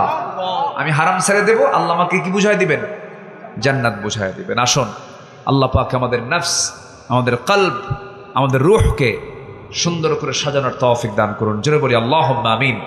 নফস হচ্ছে লেজিসলেটিভ, এরপরে রূহ হচ্ছে অ্যাডমিনিস্ট্রেটিভ, আর কলব হচ্ছে ফেডারেটিভ। এই তিনটাকে আমরা অত্যন্ত সুন্দর যত্নের সঙ্গে আমরা এটাকে লালন করব, নফসকে প্রশ্রয় দেব না খারাপ কাজের জন্য। যুবকরা নোংরামি করবা না, বিয়ের আগে কোনো প্রেম হয় না, প্রেম হবে হলো বিয়ের আগে না বিয়ের পরে। বিয়ের আগে করে ফেলবে, ওই যে যেটা হাইব্রিড হয়, হাইব্রিডে কিন্তু কোনো বরকত থাকে না, হ্যাঁ, ওগুলো খায় না কেউ, মুরগি, হ্যাঁ জি, এগুলো করা যাবে না। অকালে অকালে পাকলে অকালেই ঝরতে হয়, এগুলো করা যাবে না। প্রেম হবে বিয়ের আগে না বিয়ের পরে? বিয়ের পরে প্রেম হবে। কি বললেন আপনি? ও আচ্ছা, জি জি, মাশাআল্লাহ। তো এই জন্য যুবকরা এগুলো করবা না, কোনো নেশার কাছে যাবা না, নেশার দিকে যাবে না, মাদকের দিকে যাবে না, কোনো জুয়ার দিকে যাবে না, ডিভাইস আসক্ত হওয়া যাবে না, খারাপ কিছু দেখবা না, চোখ দিয়ে খারাপ কিছু দেখবা, আল্লাহ তোমাকে দেখবেন, সব কিছু খেয়াল রাখতে হবে। একটা মোবাইল অপ্রাপ্ত বয়স্ক ছেলের কাছে রাখা মানে পাশে একটা মহিলাকে বসে রাখা, পার্টনার করে দেওয়া। একটা মেয়ের হাতে, অপ্রাপ্ত বয়স্ক মেয়ের হাতে একটা মোবাইল তুলে দেওয়া মানে হচ্ছে, অ্যান্ড্রয়েড সেট তুলে দেওয়া মানে একটা পুরুষকে সাথে বসায় দেওয়া। আমি কি বুঝতে পারছি? এগুলো আমরা খেয়াল করার চেষ্টা করব। আল্লাহ তুমি সবাইকে বোঝার তৌফিক দাও।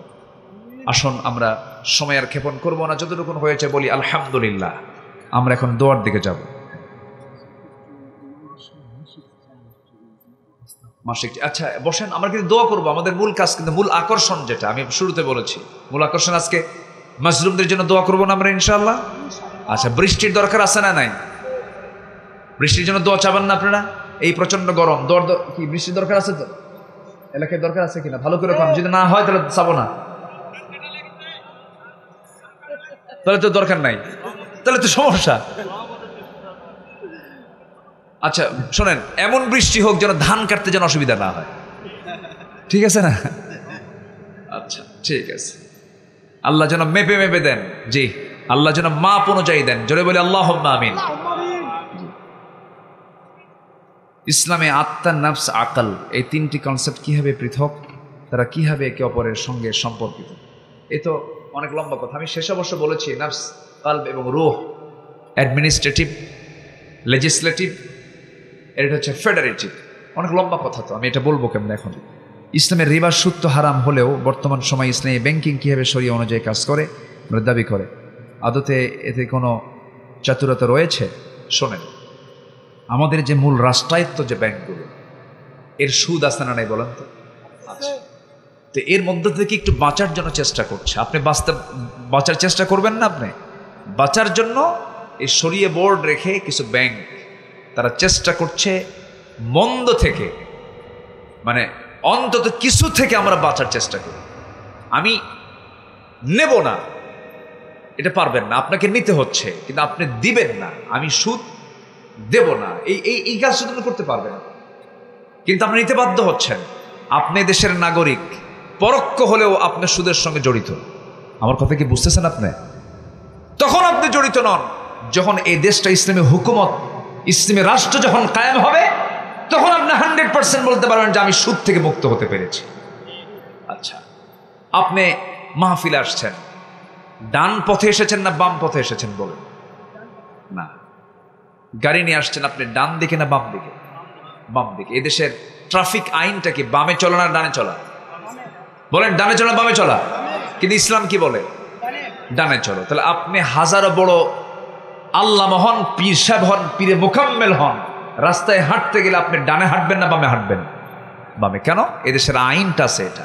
তো আপনি চাইলে তো পারতেছেন না, কিন্তু আপনি আপনার মতো করে যখন চলতে যাবেন, আপনার অধীনস্থ যারা থাকবে সেখানে আপনি চেষ্টা করে যদি শরিয়া বোর্ড কায়েম করে যদি বাঁচার চেষ্টা করেন, অন্তত মন্দের ভালো আছে না? মন্দের ভালো তো আছে, এতটুকু আপনি বাঁচতে পারলেন। আপনি বলতে পারবেন আল্লাহ আমি কিছু চেষ্টা করেছি, আমি 100% শরিয়া তারা ফলো করতে পারে এটা আমি বলতে পারবো না। এটা কেমনে বলবো? আমার পক্ষে এটা বলা সম্ভব নয়। তবে তারা চেষ্টা করছে, আমরা চেষ্টাকে সাধুবাদ জানাই, বলি আলহামদুলিল্লাহ।